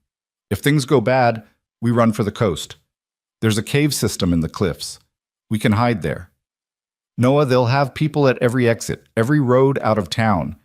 Eva's hand shook as she gathered the drives. We're surrounded. Not yet, we're not. They sent 3 men for reconnaissance. To confirm we're here, that we have what they want. They'll report back before making a move. That gives us a window? Noah moved to the window, watching the approaching figures. Maybe 10 minutes, maybe less. Chen was already packing his files into a waterproof bag. What's the play? Noah's mind raced through scenarios, tactics, possibilities. They were outgunned, outnumbered, and trapped. Every military instinct said they should surrender, negotiate, look for an opening later. But Rennox wouldn't negotiate in good faith. The moment he had the drive, he'd kill them all. Make it look like a tragic accident, gas leak maybe, or a fire that got out of control. Unless they changed the game entirely. We give them what they want, Noah said suddenly. Eva stared at him. What? Not the real drive, a decoy. We lead them into a trap, take them out, buy ourselves time to get the real evidence out. Noah was already moving, pulling supplies from shelves. Eva, how long to make a convincing fake? 5 minutes. Maybe less. The case is what they'll recognize, not the contents. Eva was already working, swapping the real drive for a dummy, making sure the weight felt right. But Noah, if we engage them, if we fight, people will die. Maybe us. People are already dying, kids in those facilities. Noah's voice was hard. We don't have the luxury of playing it safe anymore. We make a stand here, or we spend the rest of our short lives running. He's right, Chen said. My sister tried to be careful, tried to gather evidence slowly, build an airtight case. They killed her for it. Sometimes the only way to win is to hit first, hit hard, and make so much noise they can't cover it up. The motion sensor pinged again. The three figures were closer now, maybe 100 yards out. Noah could see them through the window, dressed in civilian clothes but moving with military precision. Contractors, not corporate security. Men who killed for money and didn't ask questions. All right, Eva said, her voice steadying. We fight, but not here. This shed is a death trap if they bring reinforcements. We need somewhere with more exits, more options. The old lakefront warehouse, Noah said immediately. It's been abandoned for 20 years, multiple levels, dozens of rooms, exits on all four sides. And it's public enough that gunfire will attract attention, force them to be quick, be sloppy. How do we get there without being followed? We don't. We let them follow us, lead them in. Noah pulled out his phone, texting Marcus. Code red. Execute contingency plan. Do not respond. To Chen and Eva, he said, we take my truck. Drive obvious routes. Make it look like we're panicking. They'll follow because they want the drive, and we're leading them exactly where we want them. Chen was skeptical. That warehouse has been condemned. Structurally unsound. If we're not careful, that's the point. We know the dangers. They don't. We use the terrain against them. Noah grabbed the decoy case, slipping it into his jacket. Eva, you keep the real drives. If this goes wrong, if I tell you to run, you run and you don't look back. Get to the coast, flag down a fishing boat, get to Seattle or Portland. Find another journalist. Finish this. Noah, that's not a request. You've been running for 2 years. You know how to survive. If I go down, you keep going. Noah's eyes locked on hers. Promise me. Eva's jaw worked. Then she nodded. I promise. The motion sensor pinged a third time. 50 yards now. They were out of time. Go, Noah commanded. They burst from the shed, running for the truck parked behind the workshop. Noah expected gunfire, expected shouts, but nothing came. The contractors were holding position, just watching, confirming targets before engaging. Good tactics, professional. It was going to make this so much harder. Noah gunned the engine, tires spitting gravel as they peeled out onto the access road. In the rear-view mirror, he saw the three figures running back toward the main road, toward wherever they'd parked their vehicle. A black SUV, probably. They always drove black SUVs. They're following, Chen confirmed, watching out the back window. Keeping distance. One vehicle. Good. Means they haven't called in backup yet. Noah took the turns fast, but not recklessly, making it look like they were fleeing in panic, but not so wild that it seemed like a trap. Eva, call Mitchell. Tell her everything. Even if she doesn't believe you, even if she thinks you're crazy, tell her where we'll be. Tell her if she wants the story of the decade, she needs to get federal agents to the lakefront warehouse in Windmere within the hour. Eva pulled out Noah's phone, searching for Mitchell's contact information. Her hand shook, but her voice was steady as the call connected. Sarah Mitchell? This is Eva Marlowe. That Eva Marlowe. I'm alive. I have proof Marlowe Pharmaceuticals has been testing experimental drugs on orphans. And in about 45 minutes, I'm either going to be dead or about to hand you evidence that will destroy a Fortune 500 company. Your choice whether you show up to find out which.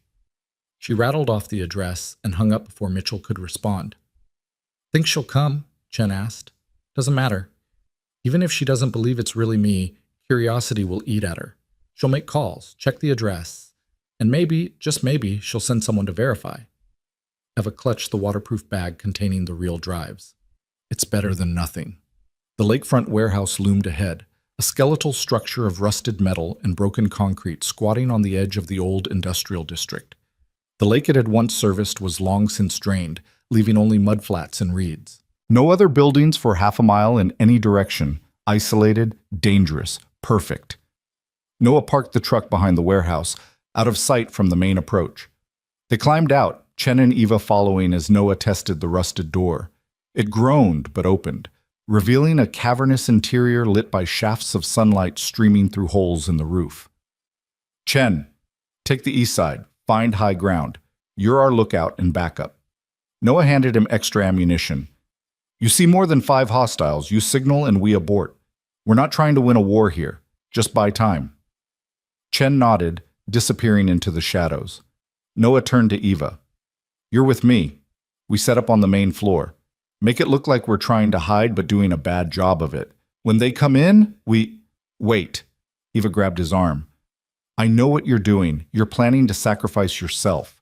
Play the hero so Chen and I can escape with the evidence. But Noah, you have a daughter. June needs you. You can't throw your life away for this. I'm not throwing anything away. I'm fighting for something that matters. Noah's voice softened. Eva, my whole life, every mission I ran, every order I followed, I told myself I was making the world safer, making it better. But I was just a tool, someone else's weapon. This, right now, this is the first time I get to choose what I'm fighting for. And I choose those kids in those facilities. I choose truth over lies. I choose making sure my daughter grows up in a world where corporations can't murder children and get away with it. That's very noble. It's also suicidal. Maybe, but it's the right thing. Noah checked his gun one more time. Besides, I'm not planning on dying today. I'm planning on winning. Eva looked at him for a long moment, something shifting in her eyes. Then she reached up and pulled him into a fierce hug. Thank you, she whispered, for everything. For stopping on that road, for not walking away, for giving a damn when no one else would. Thank you for trusting me, Noah said quietly. Now come on, we've got a trap to set. They spent the next 10 minutes preparing the warehouse. Noah found old paint cans and industrial chemicals, creating makeshift smoke bombs. He rigged tripwires using fishing line and carabiners, setting them across key approaches. He positioned mirrors salvaged from an old bathroom on the second level to create confusing reflections and blind spots. It wasn't much, but it would give them an edge. Eva set up in what had once been a foreman's office, crouched behind an overturned desk with a clear sightline to the main entrance. The decoy drive sat on the desk in plain view. Bait. Noah positioned himself on the catwalk above, hidden in shadows, his gun trained on the floor below. From here, he could see everything: the entrance, the office where Eva hid, the approach routes the contractors would have to use. Chen's voice crackled over the radio headset Noah had given him.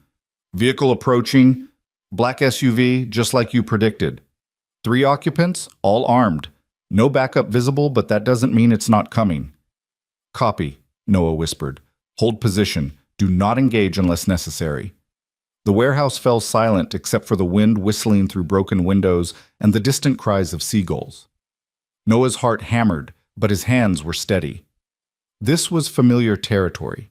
Different war, different enemy, but the same principles applied. Control the terrain, know your exits, strike first and strike hard. The main door opened slowly, almost silently. Professional entry.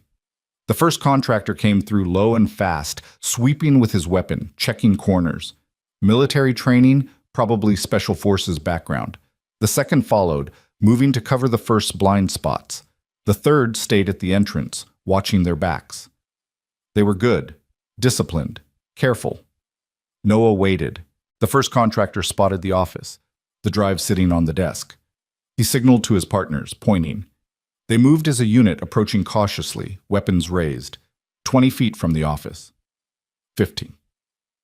10. Noah triggered the first smoke bomb.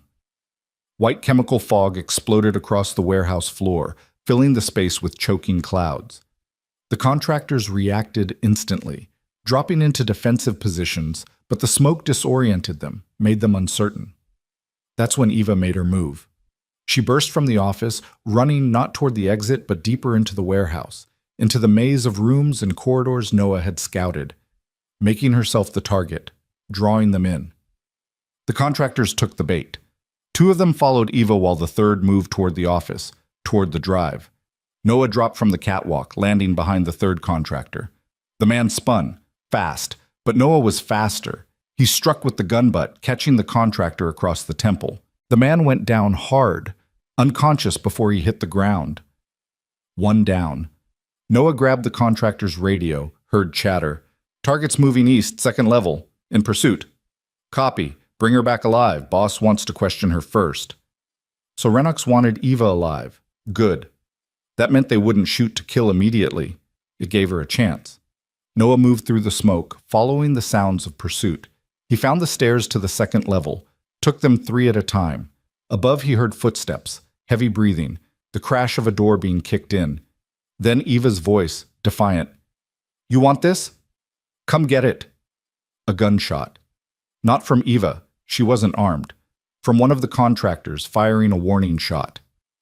Noah came around the corner to find Eva backed against a window, the 2 contractors advancing with weapons raised. The decoy case was on the floor between them, where she'd dropped it. Hands up, the first contractor ordered. Don't move, or... Noah fired twice. Center mass, just like training. The first contractor went down, the second spun, bringing his weapon around, but Noah was already moving. He tackled the man, both of them crashing through a rotted section of flooring. They fell 10 feet, landing hard in a room filled with old machinery and broken glass. Pain exploded through Noah's shoulder, the old wound from Kandahar, screaming in protest. The contractor recovered faster, swinging his pistol toward Noah's head.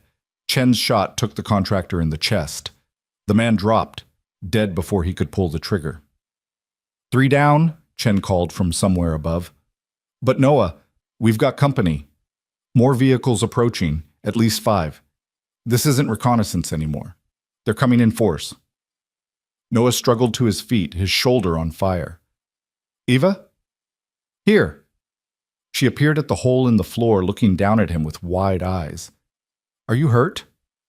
I'll live. Did you get the case? Got it. Eva held up the decoy. But Chen's right. We need to move. Now.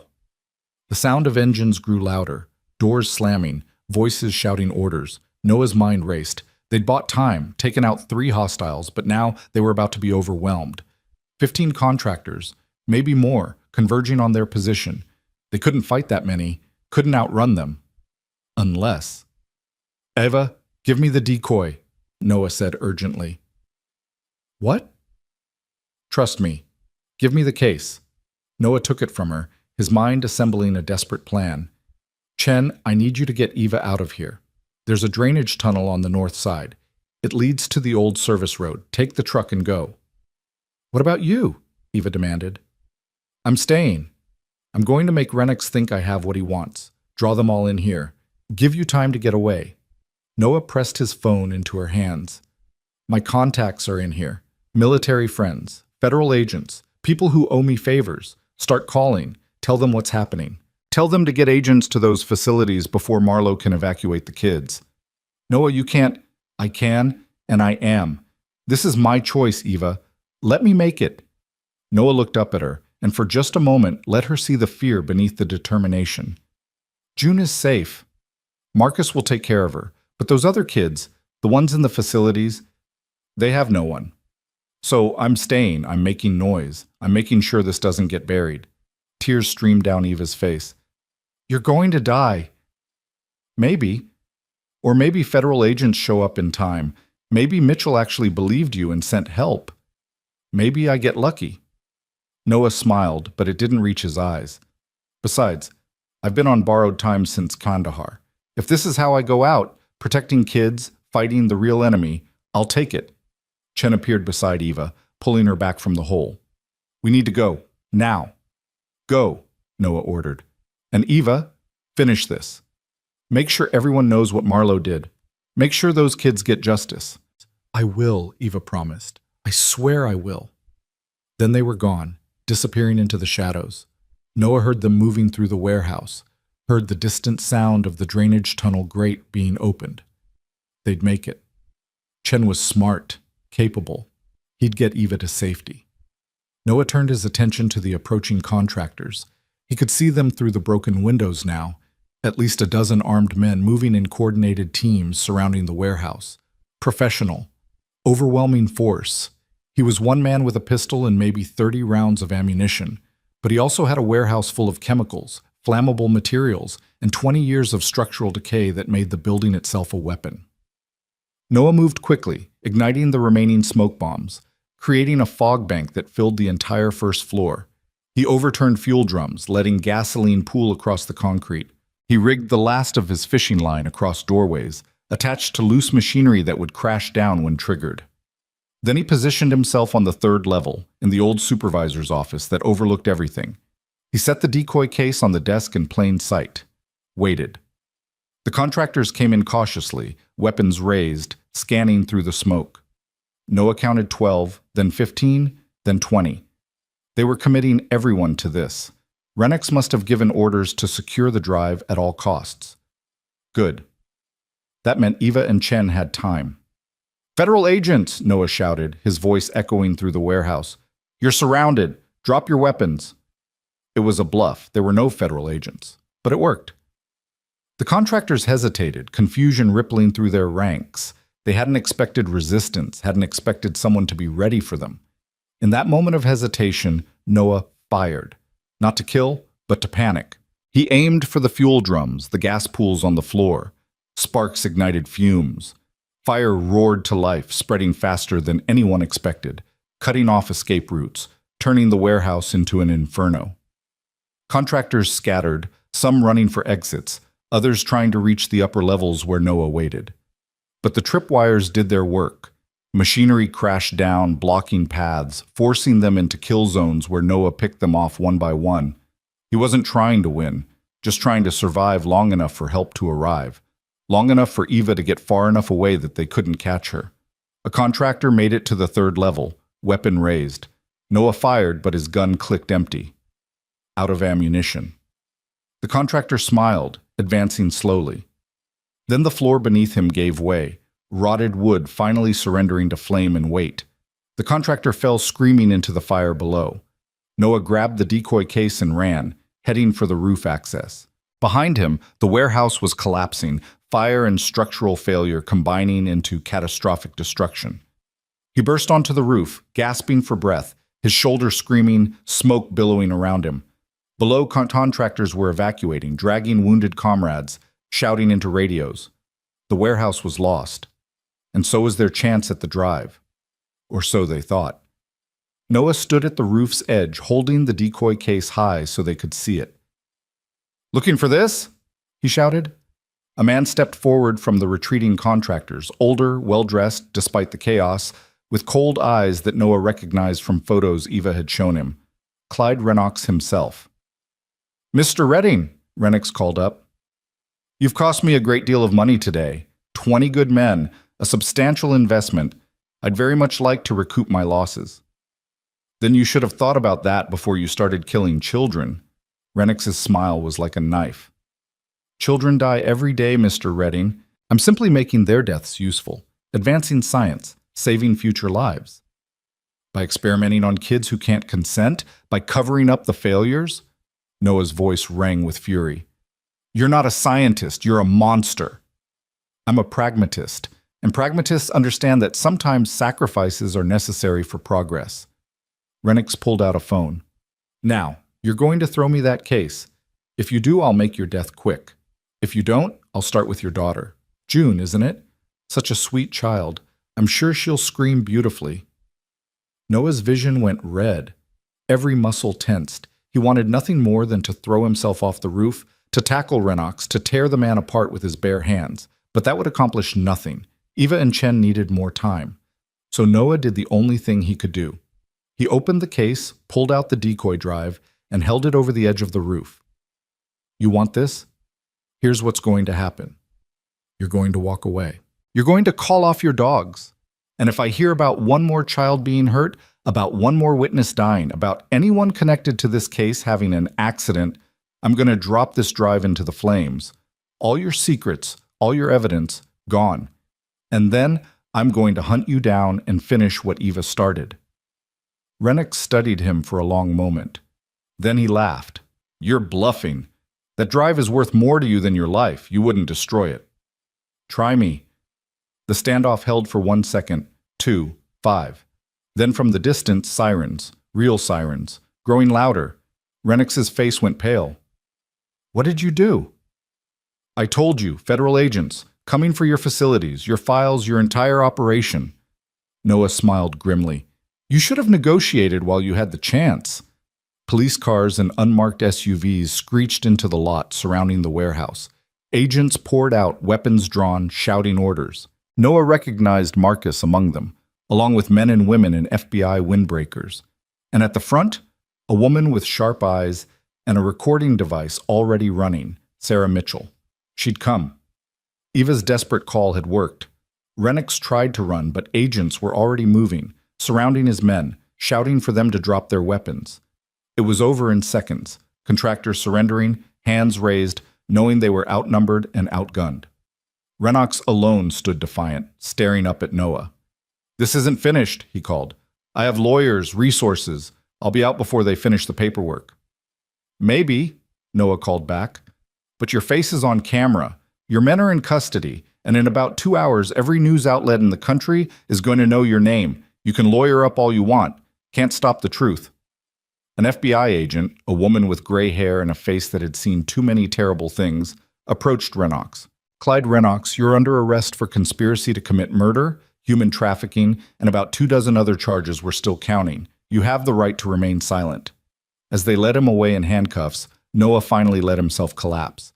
He sat down hard on the roof, his body shaking with exhaustion and shock and relief. They'd done it.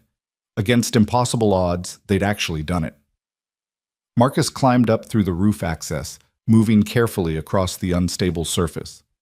Jesus, Noah. When you said you needed a favor, I thought you meant a ride to the airport or something, not this. How did you... The woman, Eva. She called me from Chen's phone, told me everything, told me you were about to do something stupidly heroic and I needed to get federal agents here yesterday. Marcus sat down beside him. I called in every favor I was owed. Got lucky. There was already a task force investigating Marlowe, but they didn't have enough evidence for warrants. Once I explained what you had, what was about to happen, they moved fast. The facilities? Being raided as we speak. Seattle, Montana, Nevada, and the one here in Oregon. Coordinated strikes, simultaneous entries. By the time Marlowe's people knew what was happening, agents were already inside. Marcus gripped Noah's good shoulder. You did it, brother. You actually pulled it off. Noah closed his eyes, letting the words sink in. They'd won. The kids would be safe. The truth would come out. Where's June? Noah asked quietly. Still at my cabin. Safe and sound. Probably driving my dogs crazy. Marcus smiled. You want me to bring her home? More than anything.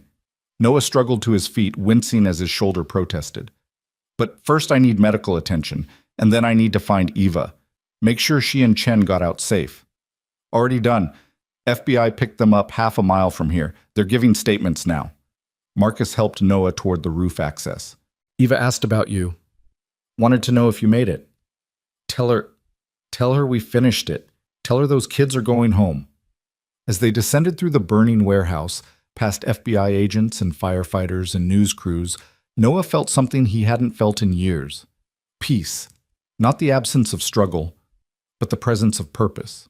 The knowledge that he'd stood up when it mattered, had fought for something bigger than himself, had made a choice that might actually change lives for the better. June would grow up knowing her father had been a hero, the real kind. Not the kind who followed orders, but the kind who stood up when standing up was hard.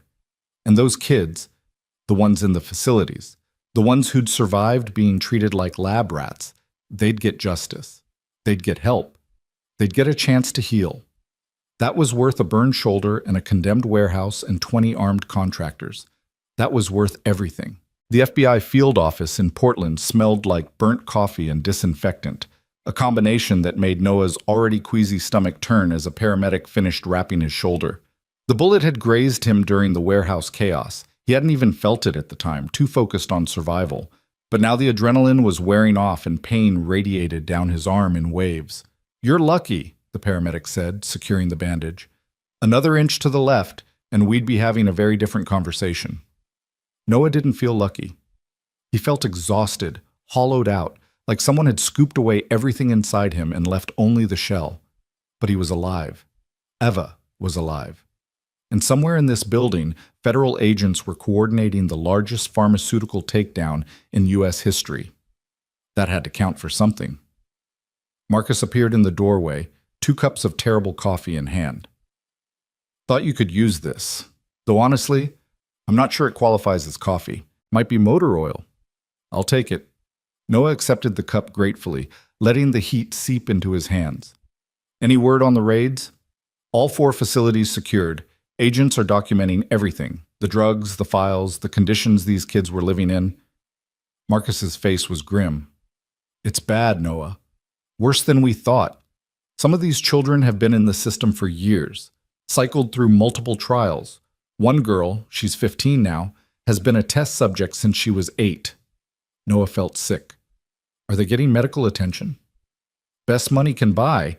FBI brought in pediatric specialists, trauma counselors, the works. They're treating this like a mass casualty event, which it basically is. Marcus sat down heavily in the chair beside Noah's. The director himself is overseeing the operation. This is going to be the biggest case the Bureau's handled in a decade. What about Rennox, the other board members? In custody, all of them. They tried to lawyer up immediately, but the evidence is overwhelming. Chen's files, Eva's testimony, the drives, the kids themselves. There's no wiggle room here. Marcus took a sip of his coffee and grimaced. Though I'm sure they'll try. Men like that always do. The door opened again and Eva walked in, accompanied by a female FBI agent. Eva looked transformed from the terrified fugitive Noah had found on that foggy road. She'd showered, changed into borrowed clothes that actually fit, and there was steel in her eyes that hadn't been there before. The fear was gone, replaced by something harder. Purpose. Noah? She crossed to him in 3 quick steps, then stopped, uncertain. I heard you were shot. Are you? I'm fine. Just a scratch. Noah set down his coffee and stood, wincing slightly. Are you okay, Chen? We're both fine, giving statements until our throats hurt, but fine. Eva glanced at the FBI agent, who nodded and stepped outside, giving them privacy. Noah, I don't know how to thank you. What you did at that warehouse, drawing them all in, giving us time to escape. You don't need to thank me. We were in it together. No. Eva's voice was firm. You had a choice. You could have walked away at any point, especially when Rennox threatened June. But you didn't. You stood your ground even when it meant putting yourself in the line of fire. Tears welled in her eyes. My father used to say that courage isn't the absence of fear, it's acting despite it. You proved that today. Noah didn't know what to say to that. He'd never thought of himself as particularly courageous. He'd just done what needed doing, what anyone would do in his position, except most people wouldn't have stopped on that foggy road in the first place. The kids, Noah said, changing the subject. Marcus says they're getting help. Is it enough? Eva's expression darkened. Nothing will ever be enough. Not for what they've been through. But it's a start. The FBI's already coordinating with social services, finding safe placements, making sure no one falls through the cracks this time. She pulled out a tablet, showing Noah photographs. Children being led out of the facilities, wrapped in blankets, accompanied by gentle-faced agents and medical personnel. 43 kids total, all of them alive, all of them free. Noah stared at the photos, at faces that were too old for their ages, eyes that had seen too much. A boy who couldn't have been more than 13, his arms covered in needle marks. A girl with a shaved head and surgical scars. A teenager who stared at nothing, completely dissociated from the world around him. What happens to them now? Noah asked quietly. Long-term rehabilitation, therapy, medical treatment to undo as much damage as possible, and eventually, Eva's voice caught. Eventually, some of them will testify, tell their stories in court, help make sure Rennox and everyone involved spends the rest of their lives in prison. That's asking a lot. These kids have already been through hell. I know, that's why it's voluntary. No one will be forced to testify. But Chen's already gotten 3 of his witnesses ready to talk. And I'm told several of the kids from the facilities want their day in court. Want to look Rennox in the eye and tell him exactly what he did to them. Eva's smile was sharp and terrible. Turns out being heard is sometimes more powerful than being protected. The FBI agent returned, clearing her throat politely. Ms. Marlowe, the deputy director wants to speak with you. And Mr. Redding, there's someone here to see you. Noah's heart leapt. June? In the lobby, your friend Marcus cleared it with security. Noah was moving before the agent finished speaking, ignoring the protests from his shoulder, from Marcus, from the paramedic who called after him about taking it easy. He didn't care. His daughter was here, safe, and he needed to see her with his own eyes. The lobby was crowded with agents and support staff, but Noah spotted June immediately. She was sitting on a bench beside Marcus's brother, still clutching her stuffed rabbit, her pink backpack at her feet. When she saw Noah, her face transformed. "Daddy!" She launched herself at him, and Noah caught her, lifting her despite the pain, holding her tight enough that she squeaked in protest. He buried his face in her hair, breathing in the smell of strawberry shampoo and childhood, feeling tears he'd been holding back for hours finally break free. "I missed you so much," Noah whispered. "I'm so sorry, sweetheart. I'm so sorry you had to go through this." "Are you okay? Uncle Marcus's brother said you were helping people, that you were a hero." June pulled back to look at him, her small hands framing his face. "Did you get hurt?" "Just a little. Nothing serious." And Noah set her down carefully, kneeling so they were eye to eye. "But yes, I was helping people, kids who needed someone to stand up for them. And it's over now. We're safe. The bad guys are in jail." "All of them?" "All of them." June seemed to process this, her 6-year-old mind working through complicated adult concepts. Then she asked, "What about the lady, the one from the fog?" "She's safe too. She's here, actually. She helped catch the bad guys." "Can I meet her? For real this time?" June's eyes were bright with curiosity. "I want to know why she was so scared and why she needed our help." Noah hesitated. Eva had been through so much. The last thing she probably wanted was to explain corporate conspiracy and child experimentation to a 6-year-old. But before he could deflect, Eva appeared from the hallway, having followed him to the lobby. "Hello, June," Eva said softly, kneeling beside Noah. "I'm Eva. Your daddy saved my life." June studied her solemnly. "Were you running from bad people?" "Very bad people. But your daddy stopped them. He kept me safe when no one else would." "That's what he does," June said matter-of-factly. "He helps people. He says that's what good people are supposed to do." Eva's eyes met Noah's over June's head, something unspoken passing between them. "Your daddy is right, and you should be very proud of him." "I am." June looked between them. "Are you going to be okay now? Are the bad people really gone?" "They're going to be locked up for a very long time," Eva promised. "And the kids they were hurting, they're going to get the help they need because of your daddy, because he was brave enough to do the right thing even when it was scary." June seemed satisfied with this answer. She hugged Eva impulsively, and Noah saw the CEO, the woman who'd been running for 2 years, who'd lost everything, who'd witnessed horrors that would haunt her forever, break down completely. Eva wrapped her arms around June, sobbing quietly, and Noah understood. This was what they'd been fighting for. Not abstract concepts of justice or truth, but this. A child who could hug a stranger without fear, who lived in a world where good people stopped bad things from happening. Marcus approached, giving them space but catching Noah's eye. "The deputy director wants to debrief you, both of you, but he says it can wait until tomorrow if you need rest." "Tomorrow's fine," Noah said. His shoulder throbbed, his body ached, and he was pretty sure he hadn't slept in 48 hours. "I just want to take my daughter home." "Understandable, but Noah—" Marcus's expression turned serious. "The media is already camped outside. This story is breaking everywhere. CNN, Fox, MSNBC, every major newspaper. Eva Marlowe rising from the dead to expose corporate murder? It's the biggest story of the year, maybe the decade. You're not going to be able to just slip away quietly." Noah's stomach sank. He'd been so focused on survival, on stopping Marlowe Pharmaceuticals, that he hadn't thought about the aftermath, about reporters shouting questions, cameras in his face, his private life dissected for public consumption. "I'll handle the media," Eva said, standing and wiping her eyes. "This is my story to tell. You and Chen can stay anonymous if you want." Background sources. I'll take the heat. Eva, you've already been through enough. And I'm the only one who can tell it properly. The CEO who discovered the truth, tried to stop it, and was nearly killed for it. The fugitive who spent 2 years gathering evidence. The whistleblower who brought down an empire. Eva's voice was steady now, controlled. This is what I have to do. Face the cameras. Tell the truth. Make sure everyone knows what Marlowe did and why it can never happen again.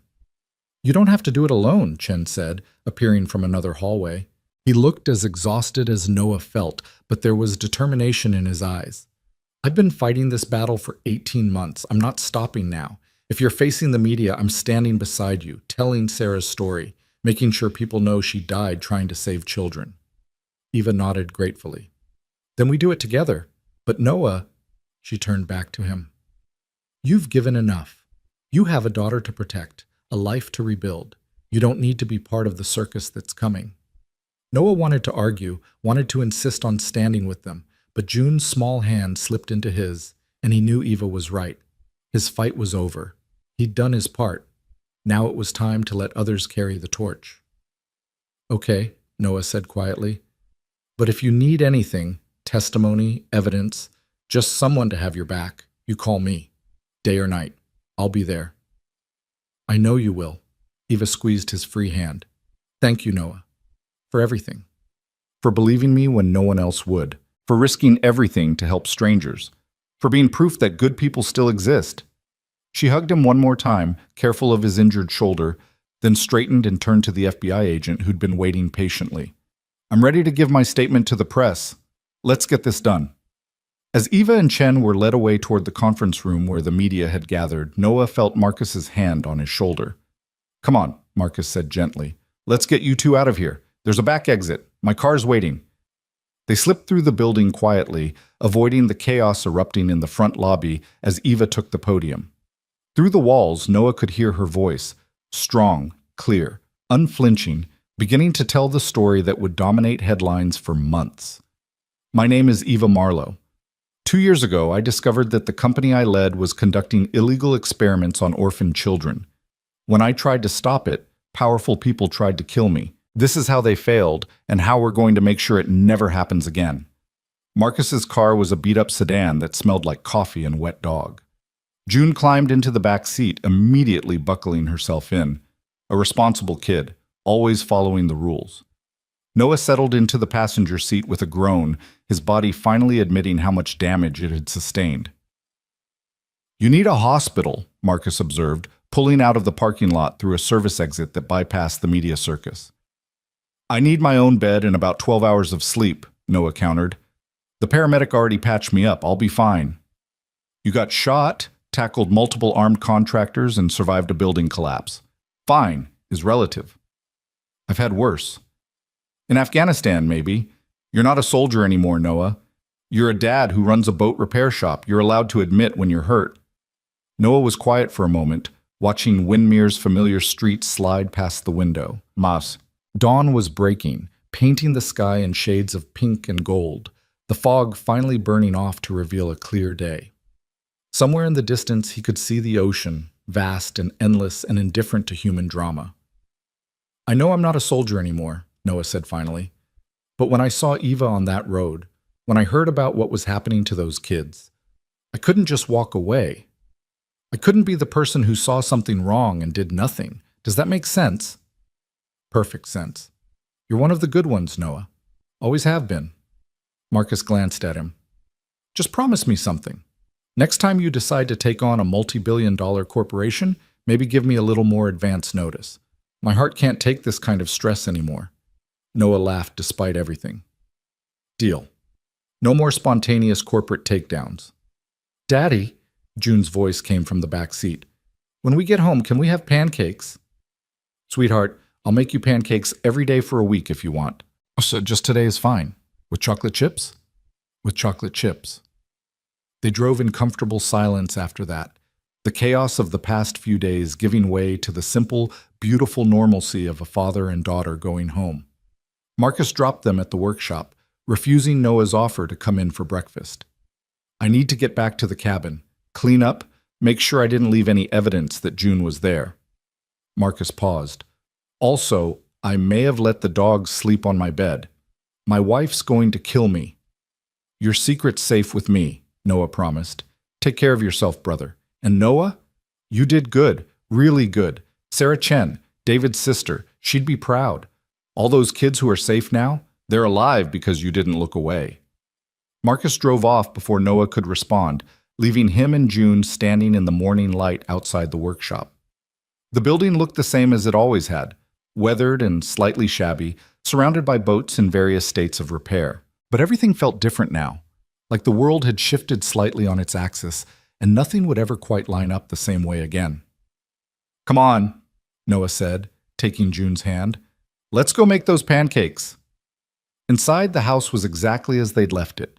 Dishes in the sink, June's drawings on the refrigerator, the comfortable clutter of a life built on routine and love.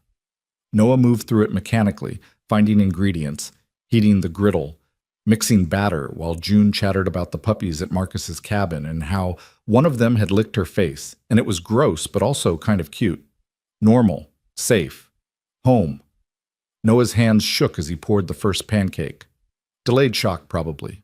His body finally processing what his mind had refused to acknowledge during the crisis, that he'd almost died, that June had almost lost her father, that if things had gone differently, if Renix's contractors had been faster, or if federal agents had arrived 5 minutes later, he'd be dead in a warehouse and his daughter would be an orphan. Daddy, are you crying? Noah wiped his eyes quickly. Just tired, sweetheart. It's been a long couple of days. June came over and wrapped her arms around his waist, hugging him tight. It's okay to cry. You always tell me that. You say feelings aren't bad, they're just information. Noah laughed wetly, returning the hug. You're right. You're absolutely right. And yes, I'm crying because I'm happy we're safe, because I'm grateful I get to make you pancakes, because I love you more than anything in the world. I love you too, Daddy, even when you're being sappy. Fair enough. They ate breakfast together at the small kitchen table, chocolate chip pancakes drowning in syrup, orange juice in mismatched glasses. June told him about everything she'd done while staying with Marcus's brother, feeding the puppies, reading books, drawing pictures that she'd left at the cabin but would make again when she got new crayons. Normal kid stuff. The kind of conversation that felt like medicine after days of violence and fear. Afterward, Noah tucked June in for a nap. She was exhausted despite her chatter, her eyes drooping even as she insisted she wasn't tired. Within minutes, she was asleep, her rabbit tucked under her chin, her breathing deep and even. Noah stood in her doorway for a long time, just watching her sleep. This was what he'd been fighting for, this peaceful room with its purple walls and star-shaped nightlight. This child who could sleep without fear because her father had made sure the monsters were locked away. His phone buzzed, a text from Eva. Press conference over. Media frenzy in full effect. FBI estimates charges against 47 individuals so far, with more coming. Congressional hearings scheduled for next month. How are you holding up? Noah typed back, home, June's safe. That's all that matters. How about you? Exhausted, relieved, terrified about what comes next, but ready to see it through. Thank you again, Noah, for everything. Thank you for trusting me. Stay safe. You too. Noah set down his phone and moved to his own bedroom, collapsing onto the bed without bothering to undress. His shoulder ached, his body screamed for rest, but his mind wouldn't quiet. Images kept flashing behind his eyes. Eva on that foggy road, the warehouse burning, Renix's cold smile, the photos of children who'd been used as test subjects. He'd won. They'd stopped Marlowe Pharmaceuticals, saved 43 kids, exposed corporate evil to the world. So why did he feel so hollowed out? Maybe because winning didn't undo what had already happened. Didn't bring back Dr. Sarah Chen or the countless others Marlowe had killed. Didn't erase the trauma those children had endured. Didn't change the fact that corporations like Marlowe existed everywhere, doing similar things, just waiting to be caught. Or maybe because Noah knew, deep down, that this was just one battle in an endless war. That evil didn't disappear just because you exposed it once. That there would always be another Renox, another corrupt board, another group of powerful people who thought they were above consequences. But that was a problem for tomorrow. for the congressional hearings and the trials and the long, grinding work of systemic change. Today, June was safe. Eva was alive. Justice was being served. Today, that was enough. Noah closed his eyes and let sleep take him. He woke to his phone ringing insistently, sunlight streaming through the window. He'd slept for 6 hours, longer than he'd intended. Noah grabbed the phone, seeing Chen's name on the screen. "Noah, you need to turn on the news. Any channel." "What's wrong?" "Nothing's wrong. Just trust me. Turn it on." Noah stumbled to the living room, checking first that June was still asleep in her room. She was. He turned on the television, flipping to CNN. Eva's face filled the screen, not the bruised, terrified woman from the foggy road, but a composed, professional version, hairstyled, makeup applied, wearing a borrowed suit that fit perfectly. She was sitting across from Anderson Cooper, and the chyron at the bottom read, "Marlowe Pharmaceutical CEO speaks. I couldn't stay silent."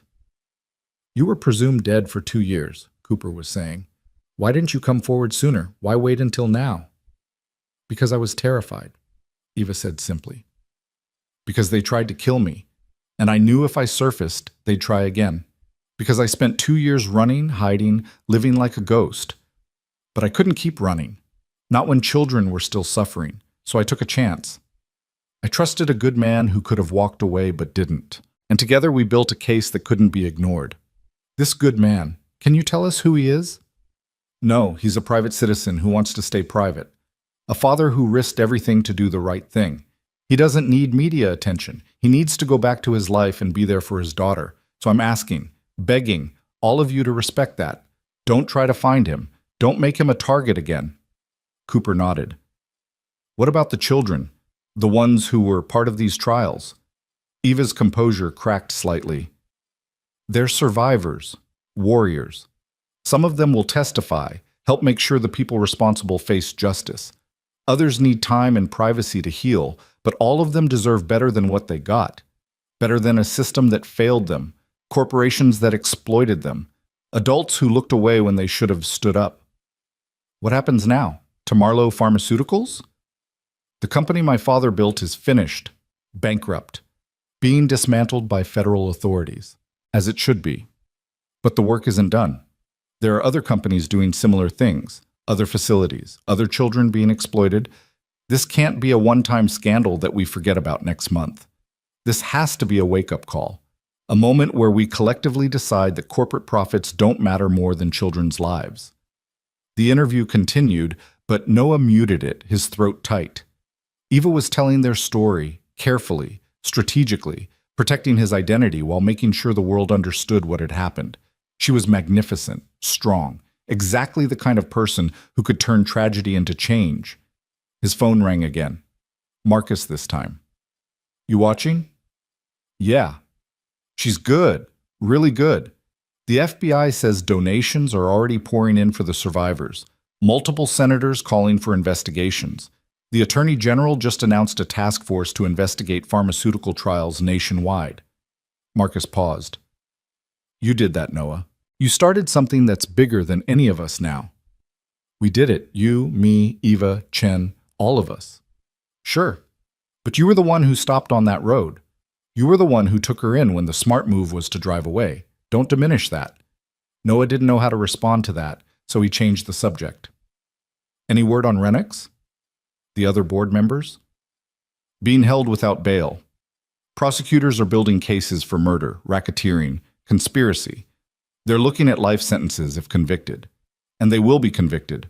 The evidence is overwhelming." Marcus's voice turned grim. "Though I'm sure they'll drag it out. File motions, try to get charges reduced. Rich men always do. But they won't walk away. No, not this time. Too much press, too much public outrage. Every politician in Washington wants to be seen taking them down. For once, that works in our favor." After Marcus hung up, Noah sat in silence, watching Eva's interview with the sound off. She was gesturing, explaining something to Cooper, her face animated despite the exhaustion Noah knew she must be feeling. A survivor, a fighter, someone who'd lost everything and still found the strength to keep going, just like the kid she'd been fighting for. June emerged from her room, rubbing her eyes. Daddy, is that the lady on TV? Yeah, sweetheart, that's Eva. She looks different, less scared. She is less scared. The bad people can't hurt her anymore. June climbed onto the couch beside him, studying the screen. She's pretty. And brave. Very brave. Like you.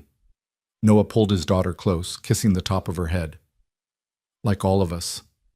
Sometimes the bravest thing you can do is keep going when everything's hard. Keep fighting when it would be easier to give up. That's what Eva did. What those kids did. What you did. Being strong while I had to be away. I wasn't strong. I was scared. Being scared doesn't mean you're not strong. It means you feel things, which is good. Noah tilted her chin up so she was looking at him. June, I want you to remember something. What happened these past few days, helping Eva, stopping the bad people, that wasn't about me being a hero. It was about seeing someone who needed help and deciding to help them. That's something anyone can do. That's something everyone should do. Even kids? Especially kids. You help your friends when they're sad. You stand up to bullies. You tell the truth even when lying would be easier. That's the same thing, just smaller. Noah smoothed her hair back. The world needs people who care more about doing the right thing than doing the easy thing. Can you try to be one of those people? June nodded solemnly. I'll try. That's all anyone can ask. They sat together watching Eva's interview until it ended, Cooper thanking her and promising ongoing coverage of the case. The screen cut to a panel of experts analyzing the scandal, predicting ramifications, debating reforms. Noah turned it off. He'd heard enough. The rest of the day passed in blessed normalcy. Noah made dinner, spaghetti with jarred sauce, nothing fancy but warm and filling. June talked about wanting to go back to school, see her friends, tell them about the puppies. Noah said maybe next week, after things calmed down. After dinner, they played board games at the kitchen table. June won at Candyland twice and accused Noah of letting her win, which he absolutely had, but would never admit. They read stories before bed. 3 chapters of the book they'd been working through, about a girl who discovered she could talk to animals. When June finally fell asleep, Noah sat in the living room with a beer he didn't really want, staring at nothing. The television stayed off. The house was quiet except for the ticking of the old clock his grandmother had given him and the distant sound of waves against the shore. His phone buzzed. Another text from Eva. Just finished 6th interview of the day. Exhausted, but it's working. Public pressure is enormous. Multiple law firms offering pro bono representation for the survivors. This is going to stick, Noah. We actually won. Noah typed back, You won. You're the one facing cameras, telling the story, making sure it matters. I'm just a guy who stopped his truck. You're the guy who saved my life, who gave me a reason to stop running, who proved that good people exist. Don't sell yourself short. Get some sleep, Eva. You've earned it. You too. And Noah, when this is all over, trials finished, reforms passed, survivors healing, I'd like to thank you properly. Take you and June to dinner.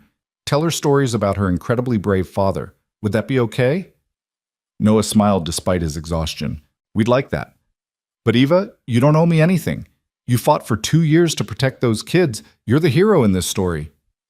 We're both heroes. So is Chen. So are Marcus and the FBI agents and every person who chose truth over silence. That's how these things work. Not one hero, a team of people who refuse to give up. Fair enough.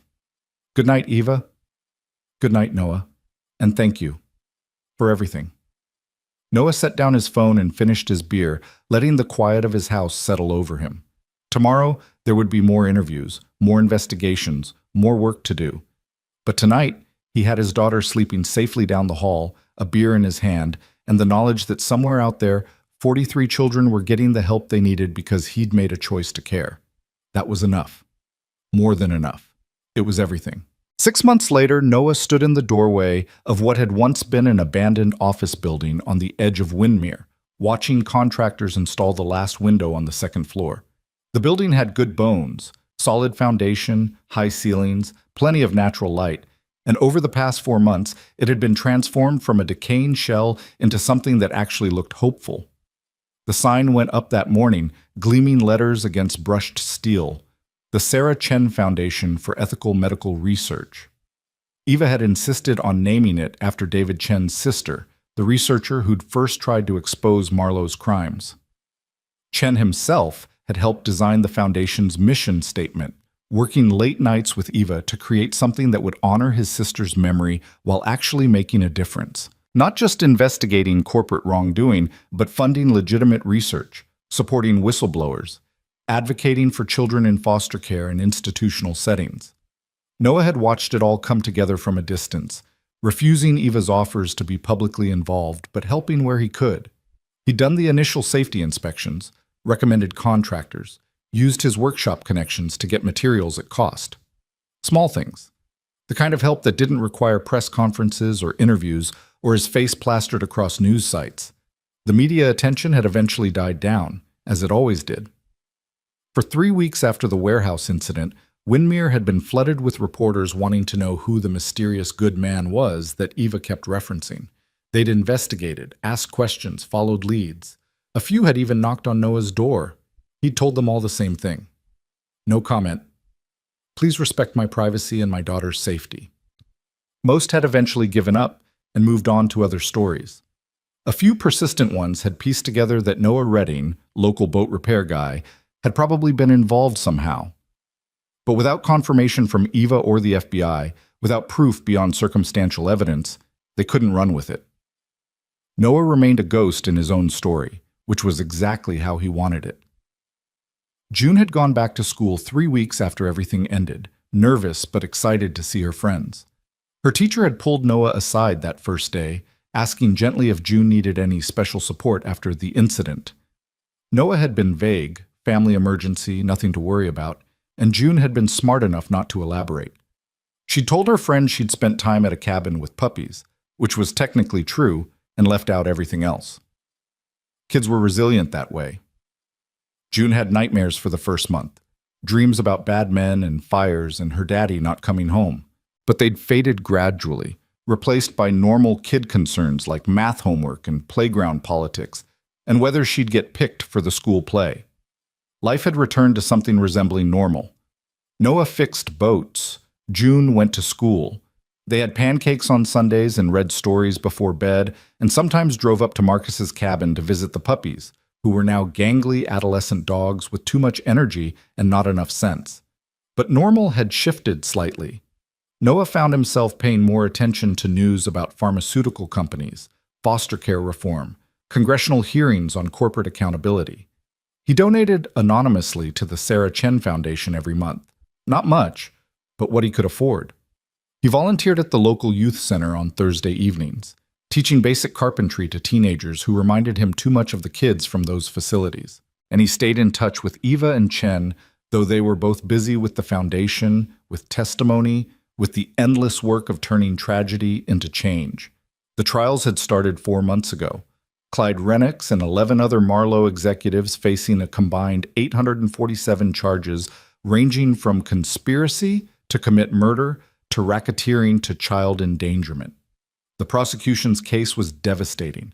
Hours of testimony from survivors, financial records that proved systematic abuse, internal communications showing board members knew exactly what was happening and chose profit over ethics. Noah had watched some of it on television, had seen the survivors take the stand one by one, children who were now young adults describing horrors that made the courtroom go silent. The boy whose arms had been covered in needle marks, the girl with surgical scars, the teenager who'd learned to dissociate so completely he could watch his own abuse as if it were happening to someone else. They were brave beyond measure, and the jury had noticed. 3 weeks ago, the verdicts came down. Guilty on all counts. Rennicks had stood stone-faced as the judge read sentence after sentence, his expensive lawyers unable to do anything but watch their client go down. Life in prison without possibility of parole. The other executives got similar sentences, some slightly less depending on their level of involvement, but all of them were going away forever. Eva had called Noah that night, her voice shaking with emotion. "It's over. They're actually going to pay for what they did." "They are," Noah had agreed. "You did that, Eva. You and Chen, and all those kids who were brave enough to testify. We did it together. All of us." Now standing in the foundation headquarters watching the sign go up, Noah felt that same sense of completion. Not closure. There was no such thing as closure when children had been hurt, but resolution. A sense that the story had reached not an ending, but a turning point. That what came next would be different, better, because of what they'd fought for. "Noah!" Eva's voice called from inside the building. "Come see what Chen did with the memorial wall." Noah stepped inside, his boots echoing on the polished concrete floors. The interior was modern, but warm. Lots of natural wood, comfortable furniture, walls painted in soothing colors. Not corporate sterile, but not institutional either. Somewhere in between. Somewhere that felt safe. Eva stood in what would become the main lobby, gesturing at a wall that stretched from floor to ceiling. It was covered in photographs. Not of the trauma, not of the trials, but of hope. Pictures of survivors smiling, kids who'd been through hell and come out the other side, now in college or trade schools or good foster homes. Each photograph was labeled with just a first name and a single word they'd chosen to describe themselves. Marcus. Resilient. Sophie. Survivor. James. Fighter. Dozens of them. A wall of faces that refused to be defined by their worst moments. In the center, larger than the others, was a photograph of Dr. Sarah Chen, young, vibrant, alive. Her label read simply, "Hero." Chen cried when he saw it, Eva said softly. Said it was perfect. Said Sarah would have loved knowing her work led to this. Noah studied the wall, feeling something tight in his chest. It's beautiful. All of it. You've built something real here, Eva. Something that matters. We built it. This foundation exists because you stopped on a foggy road and decided one person's life was worth risking your own. Eva turned to face him, and Noah saw how much she'd changed in 6 months. The fear was gone. The haunted look in her eyes replaced by determination and purpose. She'd gained weight, looked healthy, looked like someone who'd rediscovered reasons to live. I meant what I said 6 months ago. When this is all over, I want to thank you properly. Take you and June to dinner. Show her the foundation. Let her meet some of the kids we helped save. Eva, you don't need to. I want to, please. Eva's voice was gentle but firm. You've kept your distance, stayed out of the spotlight. Let me and Chen be the public faces. I understand why.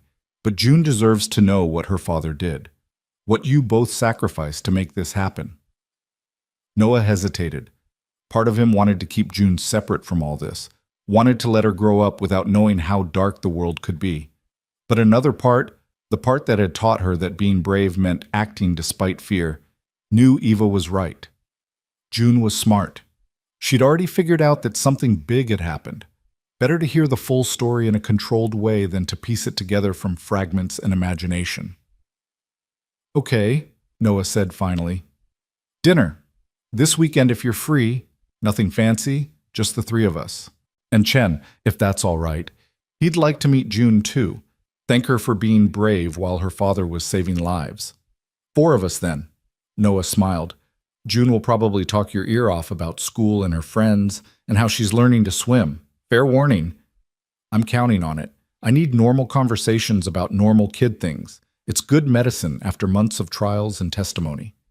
Eva glanced around the lobby, at the memorial wall and the comfortable furniture and the space they'd created for healing. This place opens officially next month.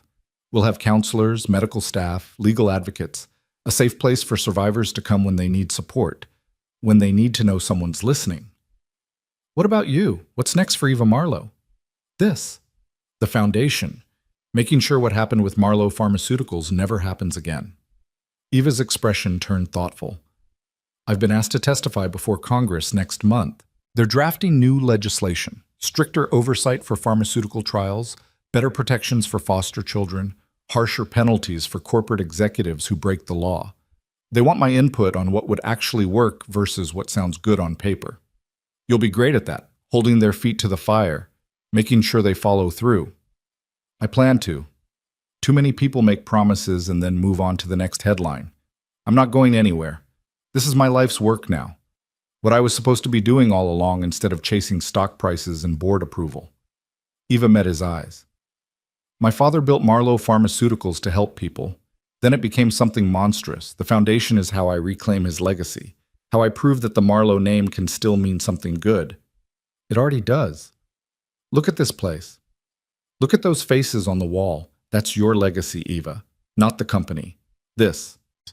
They stood together in comfortable silence, watching contractors work, listening to the sounds of something being built rather than torn down. After a moment, Eva said quietly, "Can I ask you something?" "Always." "Do you regret it? Stopping on that road? Getting involved?" Noah didn't have to think about his answer. Not for a second. It was terrifying. It put June at risk. It turned my quiet life upside down. But those kids are safe now because I stopped. Because we fought. How could I regret that? Some people would. Most people would, probably. They'd say you were reckless, that you endangered your daughter for strangers. June's safe. Those kids are safe. Renix is in prison. That's not reckless. That's doing what needed to be done. Noah turned to face Eva fully. I spent years after leaving the military feeling like I'd been part of something broken, following orders that came from people who didn't understand what their decisions looked like on the ground. But this was different. This was choosing to stand up because it was right, not because someone ordered me to. That's worth any risk. Eva's eyes shimmered with tears. "You're a good man, Noah Redding. Better than you give yourself credit for." "I'm just a dad trying to teach his daughter that the world can be better if people care enough to make it better." Noah checked his watch.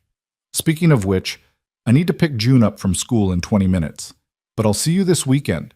Saturday evening?" "Saturday evening? I'll make reservations somewhere nice, but not too fancy. Somewhere June will be comfortable." "Perfect." Noah headed for the door, then paused. "Eva, thank you.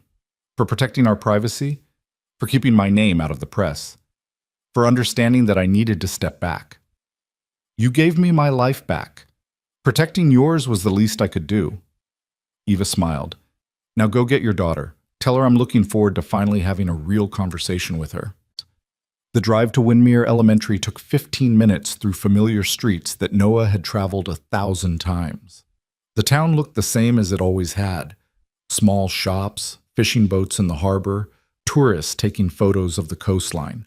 But Noah saw it differently now. Saw the potential for good people to make a difference, for communities to protect their vulnerable members, for truth to matter more than money. June was waiting at the curb when Noah pulled up, her pink backpack looking comically large on her small frame. She climbed in with her usual chatter about her day. They'd done an art project. Her friend Emma had shared cookies at lunch. The teacher had read a story about dolphins. Normal. Beautiful. Exactly what Noah had fought to preserve. "Daddy, can we stop at the library? I need to return my books." "Sure thing, sweetheart." Noah changed course, heading toward the small brick building that housed Windmere's public library. "Hey, June, I wanted to tell you something." "What?" "Remember Eva, the lady we helped 6 months ago?" June's face got serious.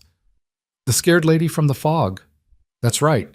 Well, she wants to take us to dinner this weekend, her and her friend Chen. They want to thank you for being so brave." "I wasn't brave. I just stayed with Uncle Marcus and played with puppies." "Being brave doesn't mean you're not scared.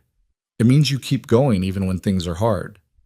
You did that. You trusted me to handle things, and you stayed safe and you didn't panic. That's brave." Noah pulled into the library parking lot. "So Saturday evening, we're going to have dinner with them. They'll probably want to tell you about the foundation they built, about how they're helping kids who need it. Is that okay?" June considered this carefully, her 6-year-old face scrunched in concentration. "Are they nice?" "Very nice. Eva's really smart and kind. Chen lost his sister and he's working hard to honor her memory. They're good people, June, the kind of people I want you to know."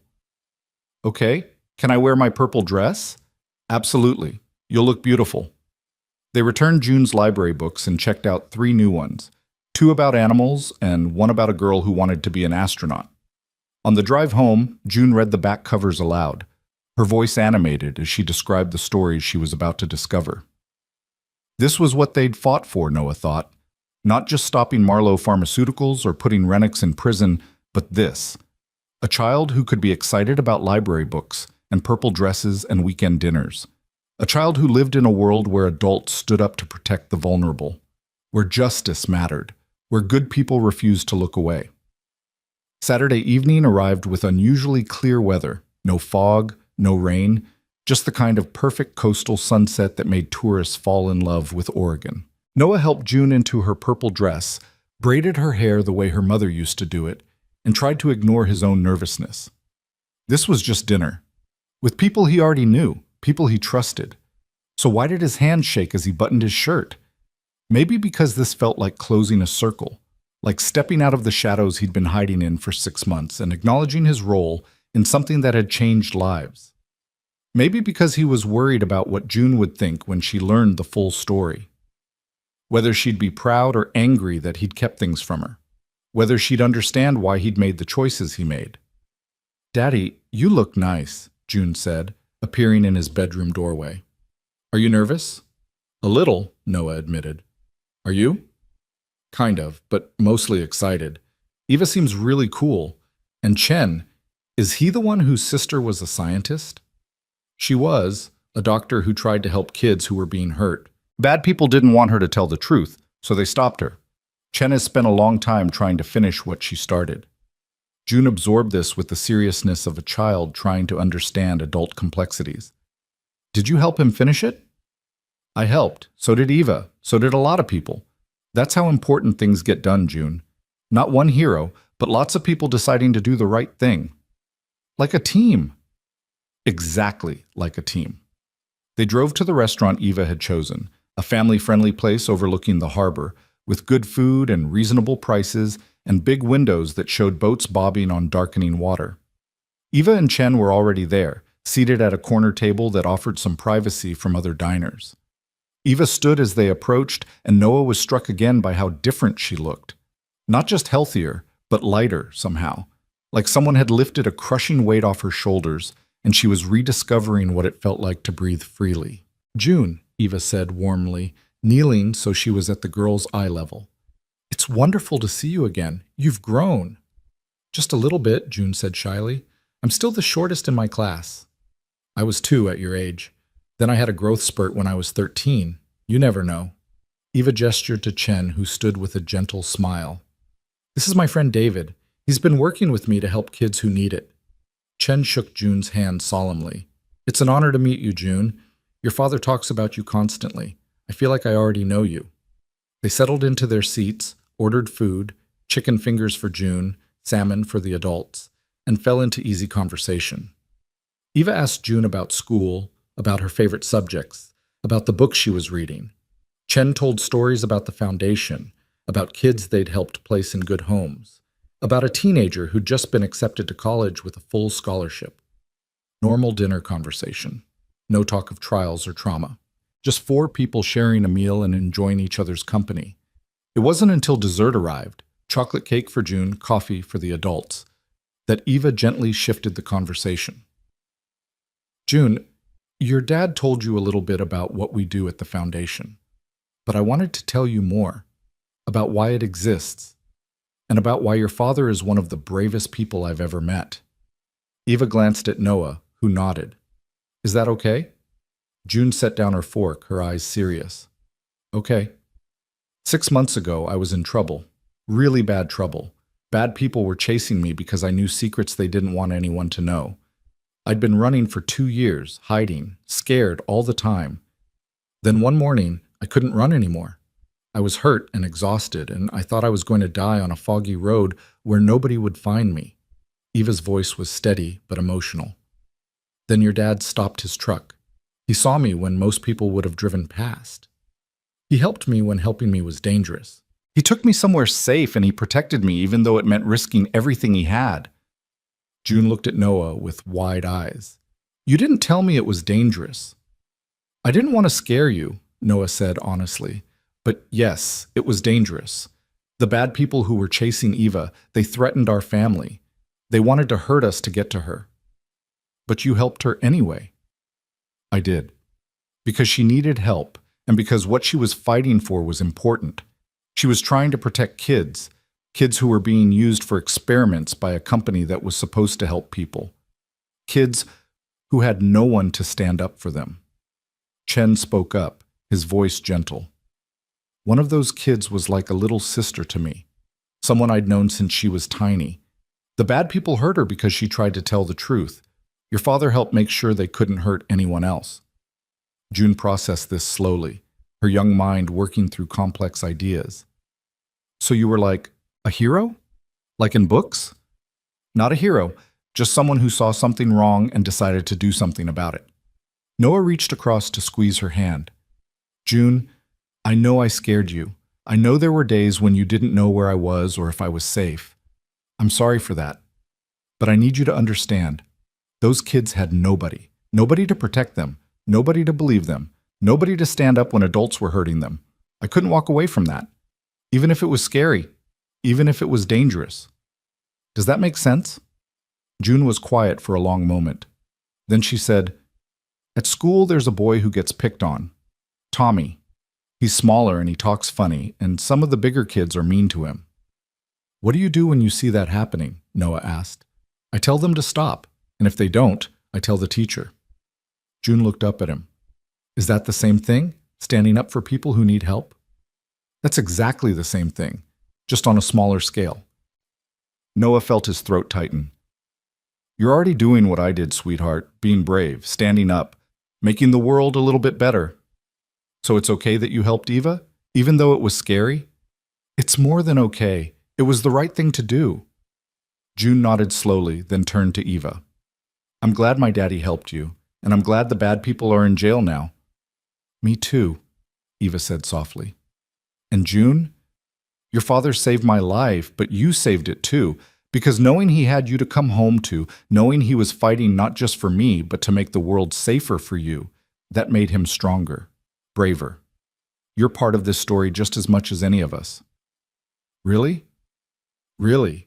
Every choice your father made, he made thinking about you, about keeping you safe, about teaching you that good people stand up to bad people. You're why he's a hero, June, because you made him want to be one. June seemed to glow at this, sitting up straighter in her chair. She finished her cake thoughtfully, then said, Can I see the foundation, where you help the kids? Absolutely, Eva said. We're opening officially next month, but I can give you a private tour anytime.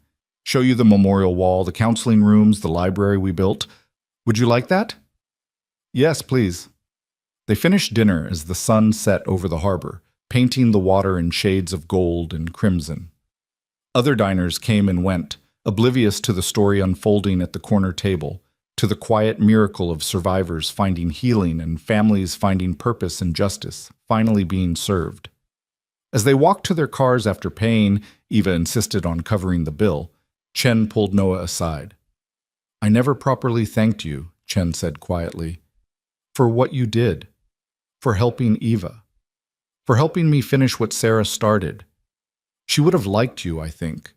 She always said the world needed more people who cared about doing right rather than doing well. I'm sorry you lost her. Sorry she didn't get to see this through. She saw enough. She knew the truth mattered, even if it cost her everything. And now, because of you and Eva and everyone who stood up, her death means something. It changed things. That's all any of us can hope for. Chen extended his hand. If you ever need anything, testimony, support, just someone to grab a beer with, I'm here.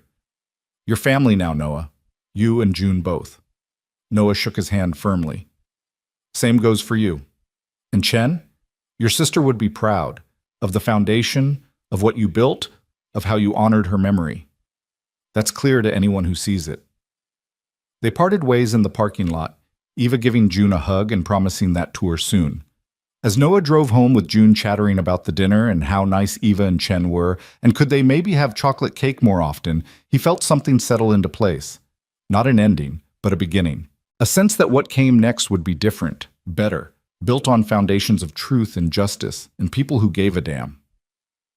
The weeks that followed fell into a new kind of rhythm. Noah continued his boat repair work, but he also started consulting for the foundation, advising on building safety, helping design secure spaces, using his skills to create environments where traumatized kids could feel safe. It wasn't paid work. He wouldn't accept Eva's offers of a salary, but it was meaningful.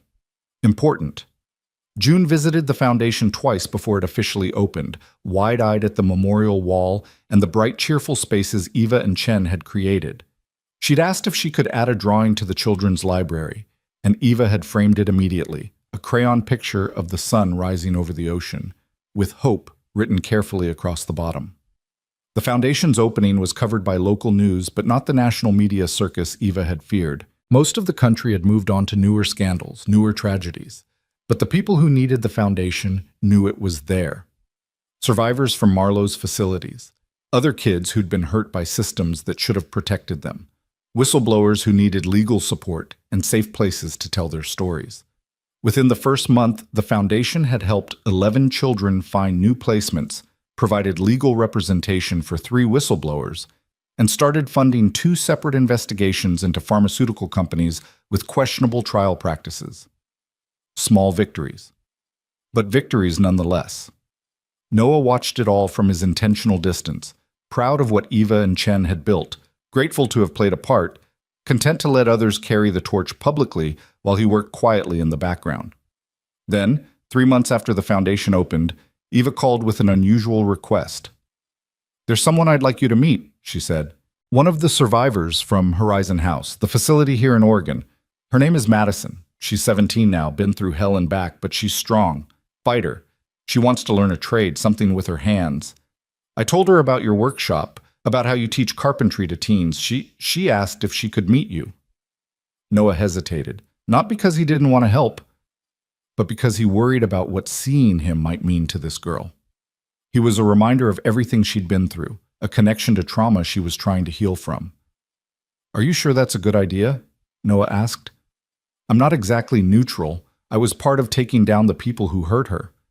That's exactly why she wants to meet you. She said she needs to thank the person who stopped them, who made it safe for her to finally tell the truth." Eva's voice was gentle.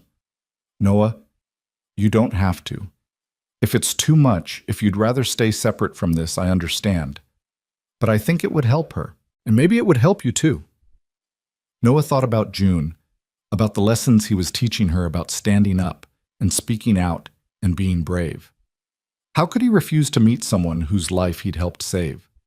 How could he tell June to be courageous if he wasn't willing to face the human cost of what they'd done? "Okay," Noah said. "When?" "This Saturday. At your workshop, if you're comfortable with that. She'll bring her case manager. No pressure, just a conversation." Saturday came faster than Noah expected. He cleaned the workshop more thoroughly than usual, organized his tools, made sure there was nothing that might be triggering. No needles, no medical equipment, nothing that might remind Madison of the facility she'd escaped. She arrived right on time, accompanied by a middle-aged woman who introduced herself as Karen, Madison's case manager. Madison herself was tiny, barely 5 feet tall, with dark hair cut short and eyes that were simultaneously ancient and achingly young. She wore jeans and a hoodie, her hands shoved deep in her pockets, her posture defensive. "Hi, Madison," Noah said gently. "Thanks for coming. Eva told me you wanted to learn some carpentry?" Madison nodded but didn't speak, her eyes scanning the workshop, cataloging exits and potential threats. Survival instincts. Noah recognized them from soldiers he'd served with, people who'd been in combat so long they couldn't turn off the hypervigilance. "How about I show you around?" Noah suggested. "No pressure. If you're not comfortable, we can just talk. Or not talk. Whatever feels right." Slowly, carefully, Madison began to relax. She examined Noah's tools, asked quiet questions about what they were for, ran her fingers over wood he'd been shaping for a boat repair. After 20 minutes, she finally spoke more than monosyllables. "Eva said you're the one who stopped them, who made it safe for us to leave." "I helped, but a lot of people were involved. Eva, Chen, federal agents, lawyers. It was a team effort. But you started it. You found Eva, and you didn't turn her away." Madison looked up at him, and Noah saw tears in her eyes. Nobody ever stopped before. Guards, social workers, all these adults who were supposed to protect us, they all just looked away, pretended they didn't see. But you didn't. I saw someone who needed help, that's all. That's everything. Madison wiped her eyes roughly. I was in Horizon House for 3 years. 3 years of tests and drugs and pain and adults telling me I was lucky to have a place to sleep, that I should be grateful. And I believed them because I didn't know any different. But you, her voice broke, you proved that adults could be good, that someone cared enough to stop them. Noah felt his own throat tighten. I'm sorry you went through that. I'm sorry we didn't find you sooner. You found us eventually. That's more than most people did. Madison took a shaky breath, composing herself. I want to learn carpentry. Want to build things instead of being broken down. Eva said you teach kids like me, that you don't ask questions or make us talk about stuff before we're ready. Is that true? Completely true. You come here, you learn to work with wood, you build things. That's it. No therapy, no pressure, just skills and quiet. Noah gestured around the workshop. I teach Thursday evenings, 6 to 8, usually 5 or 6 kids. We work on projects, birdhouses, small furniture, whatever people want to learn. You're welcome anytime. What if I'm not good at it? Then you practice until you are. That's how skills work. Nobody's born knowing how to use a chisel or read wood grain. You learn by doing, by making mistakes and trying again. Noah pulled out a piece of scrap wood and a simple carving knife. Here, try making a curve. Doesn't have to be perfect. Just try. Madison took the knife hesitantly, positioning it against the wood like Noah showed her. Her first attempt was awkward, the knife slipping. She tensed, expecting criticism or punishment, the learned response of someone who'd been hurt for failing. Good start, Noah said calmly. Now adjust your angle slightly. Keep steady pressure. There you go. The second attempt was better, the third better still. By the 10th try, Madison was creating smooth curves, her face intense with concentration. When she finally set down the knife and looked at what she'd made, rough but recognizable, she smiled. Actually smiled. I did that, she said, wonder in her voice. You did. And next week, if you come back, you'll do something even better. Noah wrapped the carved piece in paper towel and handed it to her. Keep this. Reminder that you can create beautiful things even after people tried to break you.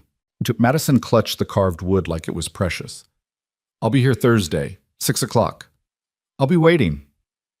After Madison and her case manager left, Noah sat alone in his workshop for a long time, staring at his hands. These hands that had held weapons, that had fought and killed when necessary, that had built defenses and torn down barriers. These hands that were now teaching traumatized teenagers to create instead of destroy. Maybe that was redemption. Not grand gestures or public heroics, but this, quiet moments, small skills passed on, one person at a time choosing to build something better. His phone buzzed, a text from Eva. Karen called, said the visit went well. Madison's already looking forward to Thursday. Thank you, Noah, for giving her something to hope for. Noah typed back, thank you for sending her, for trusting me with these kids. You've earned that trust 100 times over. Dinner next week? June's been asking when she gets to see the new art exhibit at the foundation. Next week sounds perfect. The months continued to pass, each one bringing small victories and quiet progress. Madison became a regular at Noah's Thursday workshop, her skills improving steadily, her defensive posture gradually relaxing. Other survivors joined her, teenagers who'd been through their own versions of hell, who needed safe spaces and patient teachers, and the simple dignity of being allowed to learn without judgment. June thrived in school, her natural compassion for others growing as she saw her father model what it meant to care about people beyond your immediate circle. She volunteered to read to younger kids at the library. She organized a toy drive for foster children with her classmates. Small acts of kindness, building toward a lifetime of choosing empathy over indifference. Eva and Chen's foundation expanded, opening satellite offices in 3 other states, providing resources and support to survivors nationwide. Congressional hearings led to new legislation, stricter oversight for pharmaceutical trials, better protections for vulnerable populations, harsher penalties for corporate executives who prioritize profit over human welfare. Not perfect laws, but better than what had existed before. And slowly, painfully, the survivors began to heal. Not all of them. Trauma doesn't disappear just because justice is served, but enough. Enough kids finding safe homes. Enough wounds beginning to close. Enough hope returning to eyes that had seen too much darkness. One evening in late spring, nearly a year after that foggy morning when Noah had stopped his truck, Eva called with news. There's a ceremony, she said. The state's recognizing civilians who made significant contributions to child welfare. They want to honor you, Chen, Marcus, even June, for her bravery during the investigation. It's next month. Black tie, governor will be there, media coverage, everything you hate. Noah groaned. Can I say no? Technically, yes. Practically, no. These kids are survivors. They want to see you honored. Want the world to know that regular people can make extraordinary differences. Madison specifically asked if you'd be there. That's not fair, using Madison as leverage. I'm willing to fight dirty if it means you get the recognition you deserve. Eva's voice softened. Noah, you've spent a year in the background, helping quietly, teaching kids, building things instead of seeking attention. That's admirable. But sometimes it's okay to step forward, to let June see her father celebrated for his courage, to show those kids that their protector is valued. Noah was silent, weighing his hatred of public attention against the idea of disappointing Madison, of missing a chance to show June that doing the right thing mattered. Fine, he said finally. One ceremony, but I'm not giving a speech. Deal. Just show up, accept the award, let people thank you, that's all. The ceremony was held at the state capitol, a grand building with marble columns and vaulted ceilings that made Noah uncomfortable in his rented tuxedo. June wore a new dress, deep blue this time, her choice, and had insisted on wearing her best shoes even though they pinched her toes. The room was filled with politicians, journalists, foundation supporters, and most importantly, survivors. Kids who'd been rescued from Marlowe's facilities, now dressed in their best clothes, sitting in the front rows with their case managers and foster families. Noah spotted Madison immediately, her hair grown out slightly, wearing a dress and looking uncomfortable, but determined. The governor spoke first, giving a speech about courage and justice and the importance of standing up to institutional corruption. Then Eva took the podium, telling the story, carefully edited to protect the most traumatic details, of how one man's decision to stop had cascaded into nationwide reform. Noah Redding is not a politician, Eva said, her voice carrying through the room. He's not a lawyer or an activist or someone who sought recognition. He's a father, a veteran, a man who fixes boats for a living.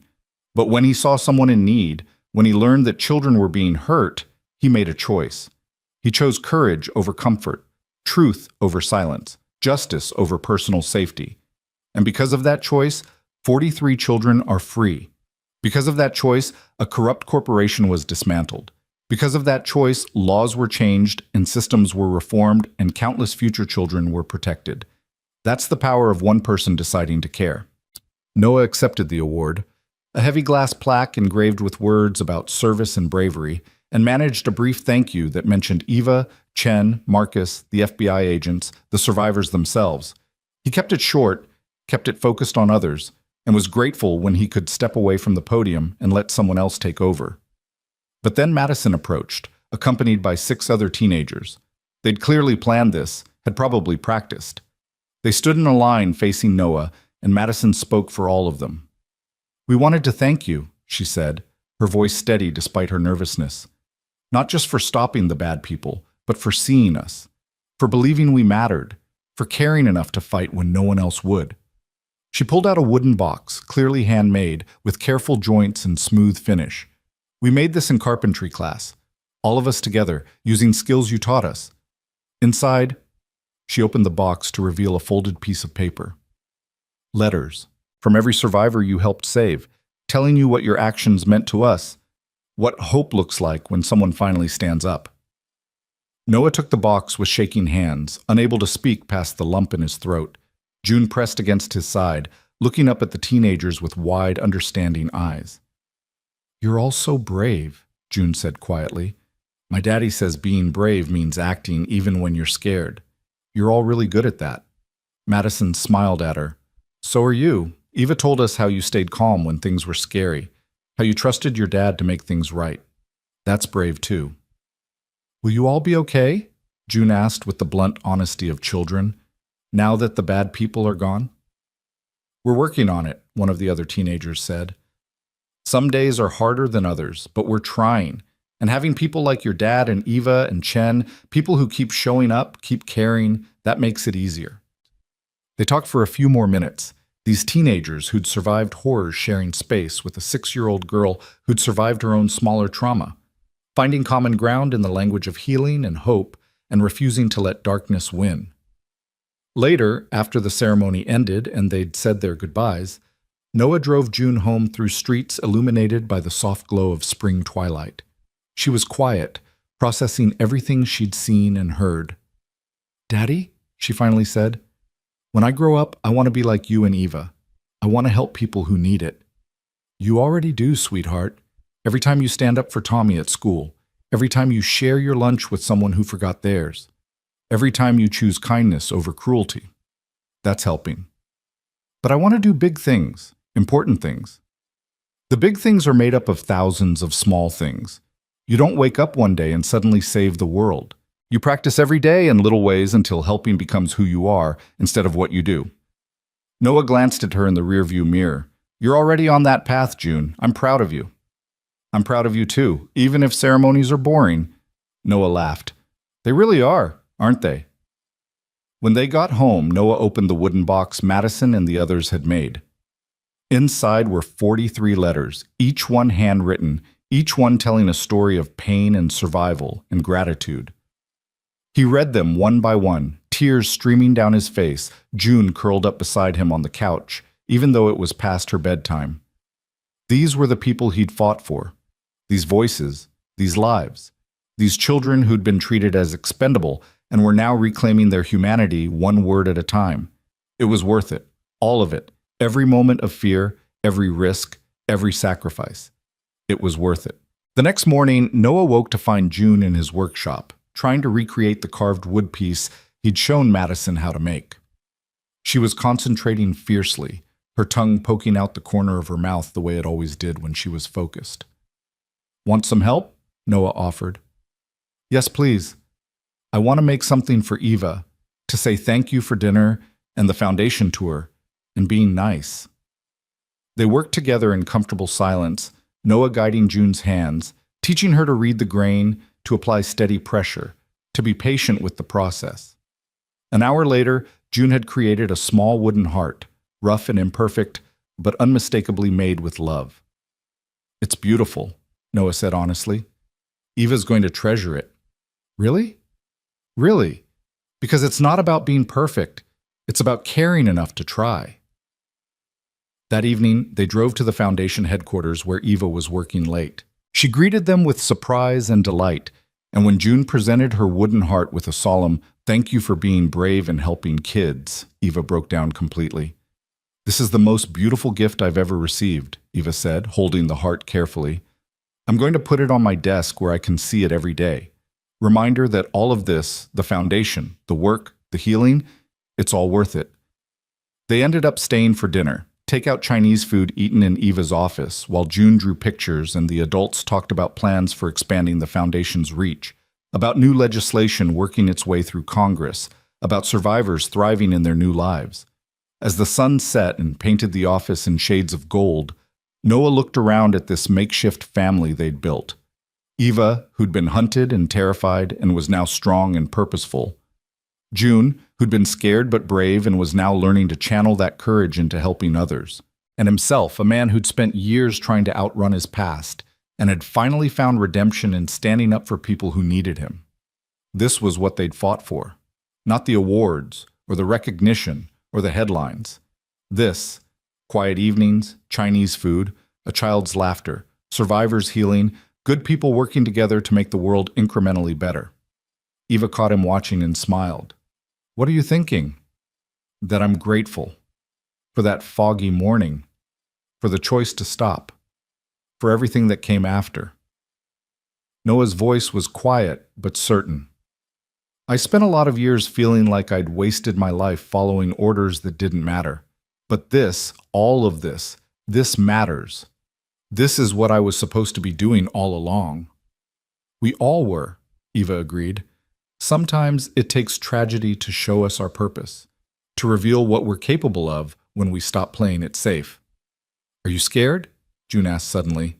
"About what comes next?" Eva considered the question seriously, not dismissing it as adults often did with children's concerns.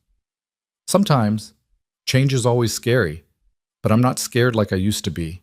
Now I'm scared of not doing enough, of letting people down, of wasting this second chance I've been given. That's a better kind of scared, June decided. That's the kind that makes you do stuff instead of hide. When did you get so wise? Noah asked his daughter. I learned from you. You hide from ceremonies, but not from helping people. That's the good kind of scared. Eva and Noah exchanged glances over June's head, both of them recognizing the profound truth in a 6-year-old's simple observation. Fear was inevitable, but what you did with that fear, whether you let it paralyze you or used it as fuel to keep fighting, that was a choice. They'd all chosen to fight, and in fighting, they'd found each other, found purpose, found proof that good people still existed and still won sometimes and still made a difference even when the odds seemed impossible. As they prepared to leave, Eva walked them to the door, her hand resting on the wooden heart June had made. Same time next week? Same time, Noah confirmed, though maybe skip the Chinese food. My fortune cookie said adventure awaits, and I think I've had enough adventure for one lifetime. Fair enough. Pizza next time. Perfect. They walked to the truck together, June skipping ahead, Noah and Eva following at a slower pace. At the truck, Eva caught Noah's arm. I never asked you properly, she said quietly. That morning on the foggy road, when you stopped, why? Why risk everything for a stranger? Noah thought about all the answers he could give, because it was right, because he'd been a soldier trained to help, because he couldn't live with himself if he'd driven past. But the truth was simpler and more complicated than any of those explanations. Because June was watching, he said finally, because I wanted her to grow up knowing her father was someone who stopped when people needed help, because I couldn't teach her to be brave if I wasn't willing to be brave myself. Eva nodded slowly, understanding. We're not just saving people when we make these choices. We're showing the next generation what's possible, what's worth fighting for. Exactly. Then let's keep fighting, keep showing up, keep proving that truth matters, and justice is possible, and good people can win. Eva squeezed his arm. Together. Together, Noah agreed. He climbed into the truck where June was already buckled in, clutching the wooden rabbit that had been her companion through everything. As they drove away from the foundation, past the sign bearing Sarah Chen's name, past the building filled with hope and healing, Noah felt something he'd been searching for his entire life finally settle into place. Peace. Not the absence of struggle, but the presence of purpose. The knowledge that he'd used his life for something meaningful, that he'd stood up when it mattered, that he'd been the kind of father, the kind of person who made the world better by refusing to look away. Daddy? June's voice interrupted his thoughts. Can we get ice cream? Noah laughed, the sound free and genuine. Absolutely. What flavor? Chocolate, with rainbow sprinkles. Good choice. And as they drove through Windermere's familiar streets toward the ice cream shop that stayed open late for tourists and locals alike, Noah Redding, former soldier, single father, boat repair guy, an unlikely hero, felt something he hadn't felt in years. Hope for the future, gratitude for the present, peace with the past, and the absolute certainty that when tomorrow brought new challenges, new people who needed help, new chances to choose courage over comfort, he'd be ready. They all would be. Because that's what families did. They showed up, they stood together, they fought for what mattered and refused to let darkness win. And in the end, that was enough. More than enough. It was everything.